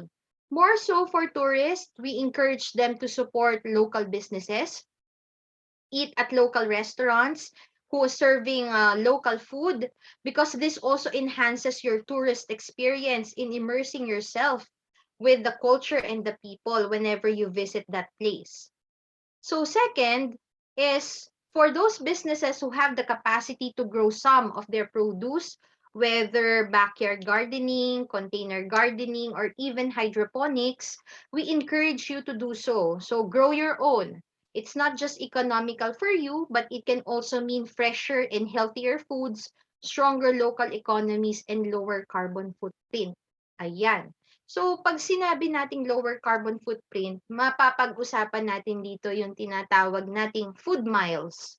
Okay? So, aside from ensuring the best quality of food, we can also consider food miles. So, ano ba itong food miles? Diba? If you trace the journey of your food from farm to fork, o kaya naman from hook to cook, the journey is really quite long, especially with our current food system. Maraming pinagdadaanan yung pagkain natin. So when we shorten the supply chain, we also lessen our carbon emissions coming from our transport. So what we are trying to encourage here, that when you go local, you support your own community, at the same time you lessen the carbon emissions that you generate. Kaya lessen natin sana yung purchase natin ng mga imported products. Another is go organic. That is our third advice or tip for you. We encourage businesses and tourists that when they buy agricultural products, they should choose organic. So, pag sinabi nating organic, there is little to no inputs that are harmful to our health and less impacts yan sa ating resources. So hopefully, our organic farming industry will proliferate, and those people will be benefiting from these organic products na mapoproduce ng ating mga producers. Ano?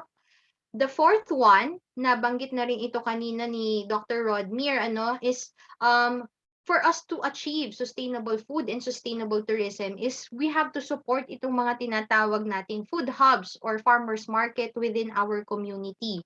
So ano-ano ba ito? How do we define food hubs and farmers markets? So these are actually social enterprises that directly link your producers to consumers, and they lessen the flow of food to reduce the interaction with middlemen. Kasi kapag merong mga middlemen, of course, the prices are tumataas at the expense of our producers. So these social enterprises promote just and fair trade for our farmers and fisher folk to buy their products at a right price, Plus, again, it also lessens to the ones I mentioned a while ago, which is food miles. So in the next slide, we see there some of the examples of these social enterprises that promote direct farm to consumer linkage, ano. So nandyan si Good Food Community, Shereza Community, Session Grocer, a lot. Actually, mag-search lang kayo sa Facebook and sa Instagram, you will find them, and I encourage you to support them even when not traveling, even at home. For household consumption, sana sa kanila din kayo bumibili, ano? Next one. For businesses, we actually recommend the use of heirloom and indigenous fruits and vegetables because we have a lot here in the Philippines, being an agricultural country, ano. So what is the benefit of having these heirloom and indigenous plants? So they grow abundantly kasi nga dito nga talaga sila endemic sa Philippines, and these crops are often climate resilient. They withstand the harsh effects of climate change. Madali silang patubuin, and we are challenging actually everyone who wants to learn more about this na try nyo ring magluto at matikman yung ating mga pagkain na gawa sa ating mga indigenous crops, ano? Another is there's also a growing market of people who choose to go plant-based. So we already expressed that going plant-based and eating more plant-based dishes relative to your animal sources is very good for our health and the environment because of the low carbon footprint. So we are encouraging for those people, for those businesses in tourist sites na meron sana pong mga offerings na plant-based options for the tourists who are visiting them, ano. Then when we talk about resources, so a lot of resources is used for food. Nandyan yung ating land, nandyan yung ating water, petroleum, and electricity. But for the purpose of this webinar and this event, I would like to stress more on electricity and water, ano. So as tourists, so it's also our responsibility to use our resources efficiently. So how can we do this? For example, when you are eating in a restaurant or eating or just having your water, just the act of finishing your water is actually a good way for you to conserve water kasi itatapon lang yan and masasayang lang siya. O kaya naman, whenever you go out, you turn off the air condition of your rooms, and since there's no one naman, so hindi nyo na siya dapat i-turn on, diba? Niiiwan siya madalas, ano? For tourist business naman, electricity conservation can include using energy efficient equipment. Yan. Another is to redesign your structures if possible to maximize the use of natural lighting and air ventilation. Especially now in this pandemic, diba? Our restaurants are required to have an alfresco dining, diba? Alfresco dining is in ngayon. Another is to regularly check and maintain your equipment. And having a company culture of responsible consumption of resources can actually go a long way. So kung kasama ito sa regular meetings ninyo and trainings ninyo, constantly reminding your employees to conserve electricity, you can actually lessen the use, and it's more economical for you also. And lastly, if renewable is doable for you and you have the investment for it, please do so. Actually, some of our sustainable diner partner restaurants considered already installing solar panels for them to reduce their energy energy use coming from non-renewable sources, ano. So in terms of water naman, ito napaka-importante, napaka-vital ng ating tubig sa pag-produce ng pagkain. Kung meron tayong carbon footprint, meron din tayong tinatawag na water footprint. So for water naman, we encourage you to really ensure that your systems are in good condition. So dapat walang mga tagas at tulo yan. Fix your leaks. And for example, you can also reuse your water. For example, when you wash your fruits and vegetables, magagamit nyo yung water na yon for other purposes. So yun, watering your gardens o kaya naman general cleaning, pwede siyang gamitin. You can also consider rainwater harvesting. And just like energy conservation, you also create a company culture for water conservation rin, ano? And also use mga water efficient fixtures like mga flushless toilets or yung mga toilets na maliit lang yung tank for flushing, o kaya yung water na hindi siya masyadong madaming mag-drip ng water. So those are the things that you can consider. Yan. Punta naman tayo dito sa issue ng waste minimization and management, ano? So nangunguna-nguna dyan yung ating issue on plastics. So statistics have already shown that we are at an alarming state pagdating sa plastic pollution. And the food industry is not spared from this because we need a lot, or we use a lot, and sometimes the packaging that we have for food is really coming from or is being packed using plastic. So 11 million tons of plastics are already in our oceans, and if we don't do something about it, it might reach around 29 million tons pa, no? So while this problem of plastics is really systemic in nature, we as tourists and businesses must do our part in reducing plastics, especially those that we use for food. So ano yung ginagawa natin dito? Avoid unnecessary plastics. So we want to emphasize that our stand as WWF is to avoid unnecessary plastics. We want our businesses and tourists to explore alternatives to plastics. For tourists, bring your own reusable containers, bring your own reusable spoon and fork. Do not use mga disposables na. Bring it na lang para hindi na tayo magkakos ng additional pollution sa atin. And of course, we have to remember the 5 R's in their order, ano. It's the first one is to refuse. Mag-refuse talaga tayo hanggat kaya natin. Avoid, reduce, reuse, repurpose, and recycle. So, in any waste management system naman, ang pinakauna talaga natin is avoidance. And that is true also for our food waste problem. So, in the next slide, you can see here that in the Philippines, there are about 86,000 food service establishments pre-pandemic ito, no? And with this in mind, yung ganito kadaming food service establishments, it is expected that they incur also a lot of food waste. At hindi lang yun ngayon nangyayari, no? So sa household level din, meron din food waste. Kumbaga nalipat lang. Kasi ngayon hindi pa sila fully operational. So nalipat yung burden ng food waste sa households.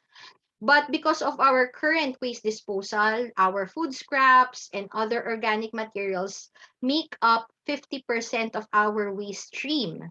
And when these organics start decomposing in our landfills, they contribute significantly to greenhouse gases, specifically your methane. And this causes our climate to change. And on the other side of the coin, itong mga food waste na nag-rot sa landfill, meron naman din tayong problema sa soil health. So our soil health is suffering and needs to be replenished to provide more nutritious and healthier food on our tables. So ano ang ating stand pagdating sa food waste? The Sustainable Diner Project strongly encourages you to say no to food waste at all costs. And how do we do this? By 3 ways. We prevent, we also explore the donation part, and we divert. So how do we do prevention? So the main goal is to prevent wasting food in the first place, diba? And the first prevention that we want to educate people is that you have to give your ugly produce a chance. Ito, ugly produce, diba? Yan, do not judge a book by its cover. Applicable ito sa mga ugly produce natin. These are your fruits and vegetables that are oddly shaped, miscolored, misshapen, and they have imperfections. Ito yung mga quote-unquote hindi napili, hindi ka pinili. You are not chosen because you do not pass the cosmetic standards. But in truth, these products are just as safe and eat and as nutritious as the perfectly looking ones. So I hope that for you guys, you should let go of your unreasonable standards for perfection in terms of food and give ugly produce a chance. Kasi pag hindi sila nabibili, hindi sila napipili, sila ay naitatapon lang.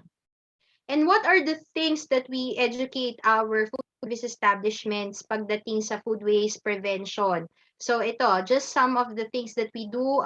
We ask them to review and reevaluate their portion sizes and strictly implement yung mga purchasing protocols nila, no, na hindi sosobra yung mga bibilhin nila sa kakailanganin nila. Next, we also recommend them to revisit their menus. Yung mga menus ba nila ay meron ba talagang, kumbaga may bumibili ba? Or kailangan palitan na natin yung menu para siya ay saleable at hindi masasayang yung ingredients. And do proper forecasting to avoid overproduction. And another thing is to do food waste mapping for you to do also separation and measurement. 'Di ba? Meron tayong tinatawag na what gets measured gets managed. And this is true also for food waste. So if you have a tracking system of your food waste, you're able to see your progress kung napapababa ba natin yung ating food waste. Ano? Then, mahalagang aspeto yung pag-involve natin sa ating mga employees in our fight against food waste. So, we have staff training and we also try to educate them on or remind them on the proper implementation of food safety protocols. Kasi if food safety is the issue, most probably your food will be thrown out. Diba? Meron nga tayong tinatawag na when in doubt, throw it out. So, nagiging food waste yan kapag hindi natin na-implement yung ating food safety protocols. For the dining area naman ito, napakagandang naging initiative ng project namin ito sa mga partners namin. Our partners have placed table toppers to remind consumers to be mindful of their food waste. And I tell you, it works. Whenever we have our events and we do this, naglalagay kami ng mga reminder cards, it really raises the consciousness of the people in terms of their food waste. So kumukuha lang sila ng tama, hindi sila sumusobra. Kapag gusto pa nila ulit, bumabalik sila sa buffet. So wala masyadong nasasayang. And I hope a lot of businesses will do this also, raise the consumer awareness. Ano? And we also ask them to offer smaller portions. For example, mga half rice or half serving para hindi na nga siya nasasayang. Ano? Another way, we also suggested to remove yung mga garnishings na hindi naman usually kinakain kasi food waste rin yun, ano? Hindi na nga siya nakakain tapos nandun lang siya. Sayang din sa money, sayang din sa food cost. Then also revisiting portion sizes. And for buffets naman, if ever we will be allowed again to have the normal buffet, we also recommend to do minimal refilling of food in the buffet table. Kasi usually, if a lot of people see na marami yung nakalagay, the tendency is to get a lot. Ano? So, minimal refilling of food in the buffet table. So, yan yung mga prevention methods natin. The next one, if you really had surplus food in your establishment or kayo mismo as tourist, may mga sobra kayong pagkain, the second thing that we can do to reduce food waste is to really to share and to donate. So we are encouraged to donate wholesome food for charitable purposes, and this was formalized by our Food Donation Act of 2009. So whether you are a corporation, small business, individual, or a household, you can see community-based organizations doing food donation. And some are led by LGUs, some are led by private citizens, some are led by the church, some are also led by other nonprofit organizations. For example, Rise Against Hunger, we have Food Rescue, Project Smile in Cebu City. So you can actually start your own. Kung ayaw nyong makipag-partner, you can also initiate your own donation program. But just bear in mind that you have to make sure that your food is safe to eat, wholesome, and edible. And ngayong pandemic naman, nakita natin na sharing is really a good way for us to help others or those who have been challenged to have food on their tables, ano? So yung mga community pantries natin. So we encourage you to donate. And last, if there is already the prevention method, you already donated your surplus food, so meron pa rin tayong natatawag nating unavoidable food waste. So at least what we can do is divert it away from the landfills to avoid nga yung ating methane emissions, ano. So we have here two diversion methods. So the first one is to create your own survival garden using your food scraps. So I have a case in point wherein a friend of mine planted lettuce for personal consumption lang, and trinay lang niya. So yun, nagkaroon siya ng subsistence garden for with lettuce. Then eventually sobrang dami na niya napoproduce, nakakapagbenta na rin siya doon sa community niya. So in a way naging ano pa siya, blessing siya, and naging business pa siya ng aking kaibigan, ano. So in that way you are on your road to being more food independent, di ba? Then the second one is of course yung composting natin. This is very interesting because composting actually is our connection of food back to the soil that started everything, ano. So composting is your natural process of decomposting, and the main point that we want to emphasize here is that in this process your food waste is not treated as a waste or trash, but a valuable resource that can regenerate our agriculture and build healthy soil. So we can see here that there is circularity in the food system. Instead of having this linear system wherein magpuproduce ka, then ang ending ay disposal or nasa landfill. So we are very fortunate that here in Metro Manila, in an urban jungle where we are challenged with composting, we have a project here in partnership with Green Space, and that is known as your Soilmate. So we have an app. So Soilmate, it really helps our conditions here in the urban area to compost on our own, but at the same time, our partner will be collecting it for you and continue the composting process and distribute it to beneficiaries. So even if you're not in Metro Manila, you can check out our app. It's downloadable via iOS and Google Play. And in this last slide for composting, we would like you to be our soil mates. So we want you to be land healers instead of land fillers. Be one with us, and hopefully we can really change our current food system and lessen our environmental impacts, ano. So ngayon yung last question sa akin ng event na ito is, what is my challenge for the youth and the not so young din? Kasi lahat naman tayo, we have a role to play in order for us to make this world a better place. So the first one is to learn and apply. Yan. You now have a vast opportunities for you to gain knowledge and find really what interests you the most and start applying them to start the change that you want to achieve. The second one is to join and lead. Yan. Kasi meron talagang kakaibang energy and power ang youth eh. So through our collective efforts, you can move our needle towards a better and sustainable today and tomorrow. You are never too young to lead, ha? And your creativity and innovation are what the world needs right now. Kaya please brace yourselves for a new normal by being leaders of your own. Then the third, pagdating sa tourism in general, I want you guys to explore and enjoy. So there is much more to learn whenever you travel, di ba? Let yourself explore the places and the communities you are immersed in. Appreciate and enjoy what the tourist destination has in store for you, the place, the people, the food, and everything in between. And lastly, for us to become responsible travelers and responsible stewards, I encourage you to support and respect. So at the end of the day, in order for us to make our tourism and food industry a long-lasting one, we should support the enabling factors to achieve sustainability. Support the policies for tourist destinations for preserving them. Support local economies. Respect nature. Respect the culture and respect the people. Be responsible by keeping in mind the sustainable diner principles and the other learnings that you had for today.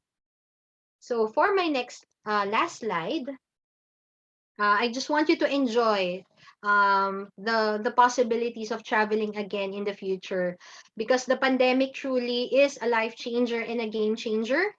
But I tell you, we should never lose hope. We will get through this. When the world is healed, we can all do this again, but this time we will make better and informed choices. Yeah. With that, thank you very much. And if you want to know more about WWF and the Sustainable Diner Project, we recently concluded actually last September. I would like you to check out our Facebook pages, our social media accounts, and also our website, wwf.org.ph. So thank you very much. And as we say in WWF, together, possible. Okay, salamat Ate Melody. When tourist destinations open our doors to us again, I hope we take the lessons from Ate Melody's presentation for us to be responsible tourists and lessen our negative impact to the environment. Okay, meron kaming huling pa-quiz para sa inyong lahat bago tayo magtapos. Alam ko gutom na kayo, pero wait lang, marami naman kaming papremyo sa inyo. For this question, ang prize namin ay ang event shirt, this one, and isang WWF merchandise. So we will again get one winner from Facebook and another from Zoom. The question is, name one thing that the tourism industry can do to support sustainable food production. Type in your answers in the Facebook comment section and in the Zoom chat box. Name one thing that the tourism industry can do to support sustainable food production.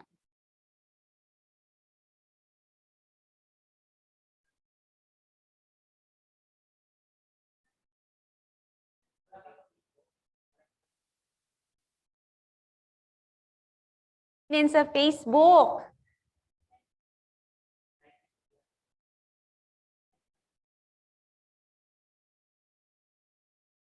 Come on, come on, come on.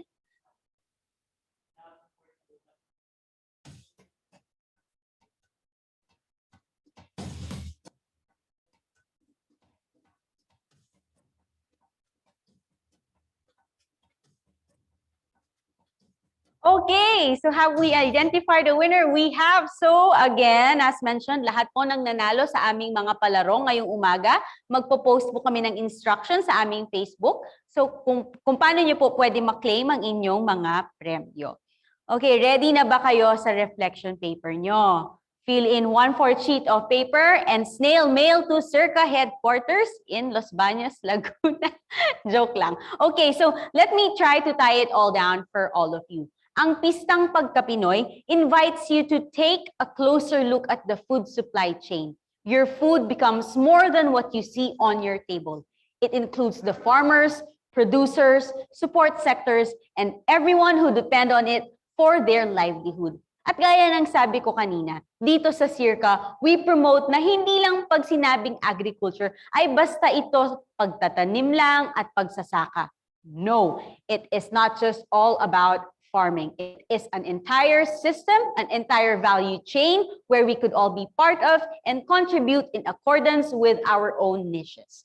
And we thank our speakers this morning for sharing their experiences and insights on how this is possible for all of us, tayong mga kabataan.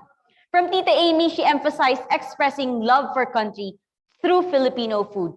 May nagtanong kanina, bakit patuloy ang pagsikat ng Pinoy food sa mundo? And that's because we are all out there and we love sharing our food. From Tita Babs, she reiterated that the youth have the most influence on the food system.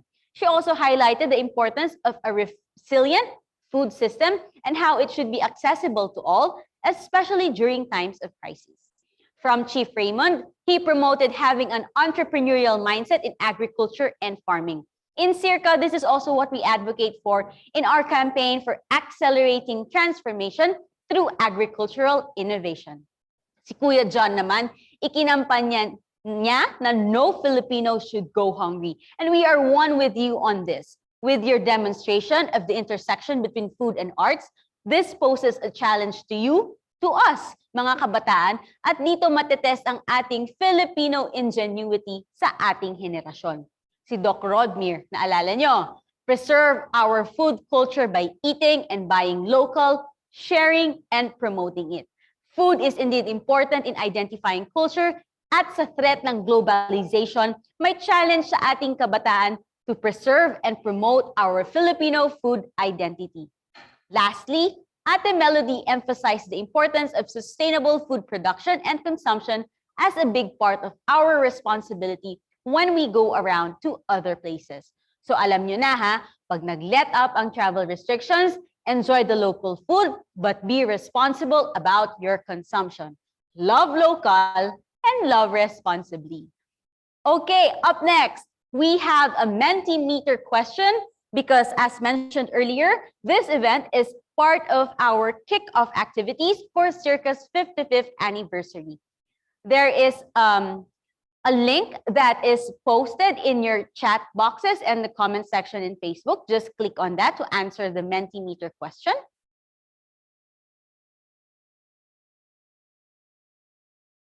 Once again, thank you so much to our speakers at sa inyo, mga SEARCA Bataan at SEARCA Bagets for actively engaging and participating to our speakers.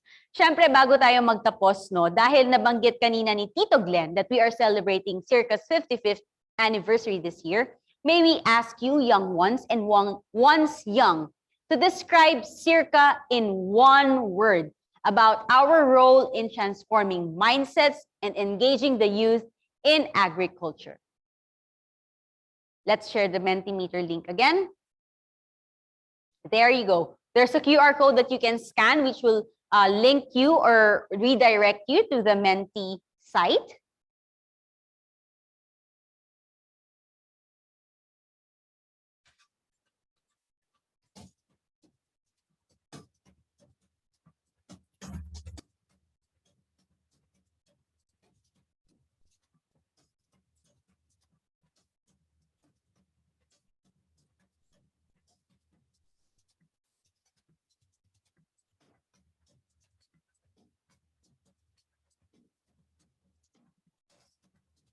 Are we having answers?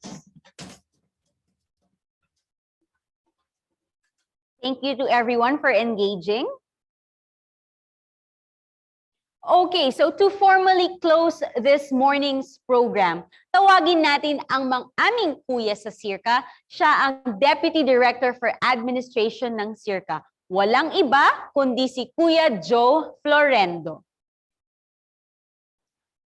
Thank you very much, Jean. Magandang umaga sa inyong lahat. Ako ang inyong Kuya Joe at sa ngalan ng lahat ng bumubuo ng SEARCA, maraming salamat sa inyong pakikiisa at pagdalo sa Pistang PagKaPinoy. We are very happy that you were able to join us in this event. Sana ay nag-enjoy po kayong lahat at natuto mula sa aming mga bisita. We hope that we were able to give you different flavors on food and its intersections with nutrition, business, arts, gender, culture, and tourism. Ang mga naihain po namin ay mga patikim lamang ng mga problema at solusyon sa usapin ng pagkain at agrikultura. Kaya po sana sa pag-uwi nyo galing sa fiesta, sana ay hindi lang pagkain ng bitbit nyo, kung hindi mga aral, kwento, inspirasyon tungkol sa pagkain at kung ano ang magagawa ng Kabataang Pinoy para sa agri-food sector. We at SEARCA, we value young people like you as you have key roles to play in agricultural and rural development. For the last 55 years, we have been committed to training the next generation of leaders through our graduate scholarships and capacity building activities. In recent years, we have been trying to reach out more intentionally, even to younger age groups as early as school children and high school, because we believe that changing the mindsets in agriculture need to start at an early age. Pagkatapos ng inyong pakikifiesta, sana ay maibahagi rin ninyo sa inyong mga kapatid, magulang, kaklase o kapitbahay ang mga natutunan nyo dito. Habang kami dito sa SEARCA, and as we move on from our 55th to our 60th year as an institution, trust that we will continue to give platforms that give voice to the youth, and activities to engage you in our mission for our farmers and farming families. I am your Kuya Joe, and I am from SEARCA. Sa ngalan ng aming pamilya sa SEARCA, lalong-lalo na sa mga SEARCA kabataan na nasa likod ng programang ito, maraming salamat po at mabuhay kayong lahat. Happy weekend and happy fiesta to everyone.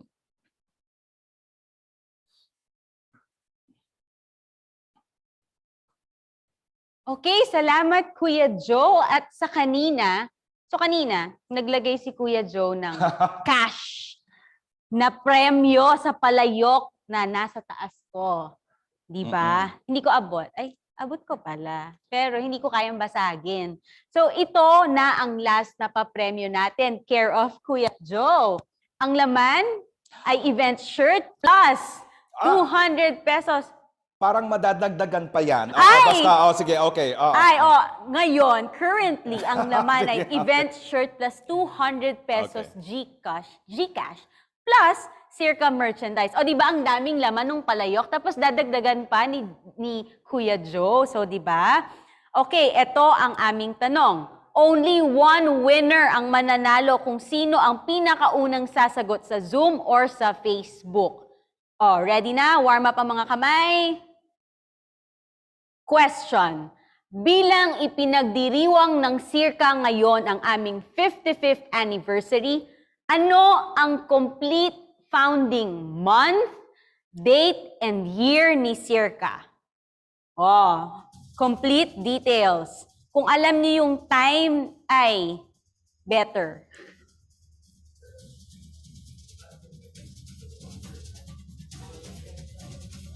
So aking uulitin ang tanong. Bilang ipinagdiriwang ng SEARCA ngayon ang aming 55th anniversary, ano ang complete founding month, date, and year ni SEARCA?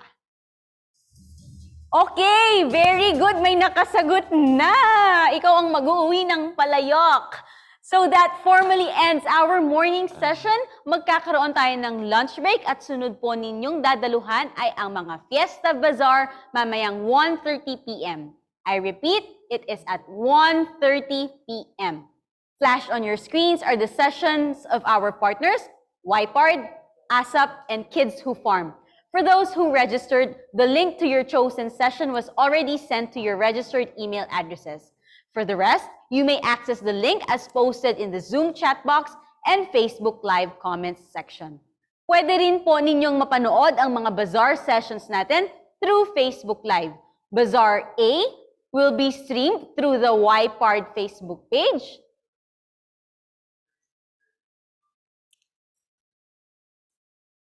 Yan po yung may cooking demo later. Bazaar B will be streamed through the Y4 Agri Facebook page. There you go. And Bazaar C will be streamed through the SEARCA Facebook page. Ayan. So now we would like to hear from youth. Tell us your thoughts about this event by filling out the evaluation form. This is also the form for you to get an e-certificate. The evaluation link is now flashed on the screen and posted on the FB Live comments and the Zoom chat box. For all the winners of the games and quizzes, we will post the names on the Y4 Agri Facebook page, and once you see your name, please send a message to the Y4 Agri Facebook page and state your name and contact details so we can reach out to you on how to claim or ship your prizes. Muli, sa mga nanalo po sa ating pa-contest ngayong umaga, we will post the names on the Y4 Agri Facebook page. And once you see your name, please send a message to our Y4 Agri Facebook page and state your name and contact details. Para naman sa mga hindi nakakuha ng premyo, huwag mag-alala. I-like lamang ang Y4 Agri Facebook page dahil sa mga susunod na araw ay maglalabas kami ng post kung saan may chance ulit kayong manalo ng Pistang PagKaPinoy at SEARCA merchandise. So head to Facebook and like the Y4 Agri page. Alright, so this ends our morning session of Pistang PagKaPinoy. Alam kong nabusog kayong lahat sa mga ideas inspiration, and lessons we got from our speakers. It has been a pleasure discussing about food and youth, and we want to thank all of you for joining us in this celebration. Muli, ako po si Ate Jean. Magkita-kita po tayo sa mga susunod pang pagganap ng SEARCA. Kita-kits mamayang hapon. Sana masarap ang mga tanghalian ninyo, and we wish everyone a happy fiesta. Stay safe and stay healthy. Eat healthy, everyone. See you later, 1:30 p.m. So, goodbye. Bye. See you later. Thank you, Ate Jean. Thank you, Kuya Joe. Okay, thank you, Sir. Sa laman ng ating palayok. Okay. Kainan na!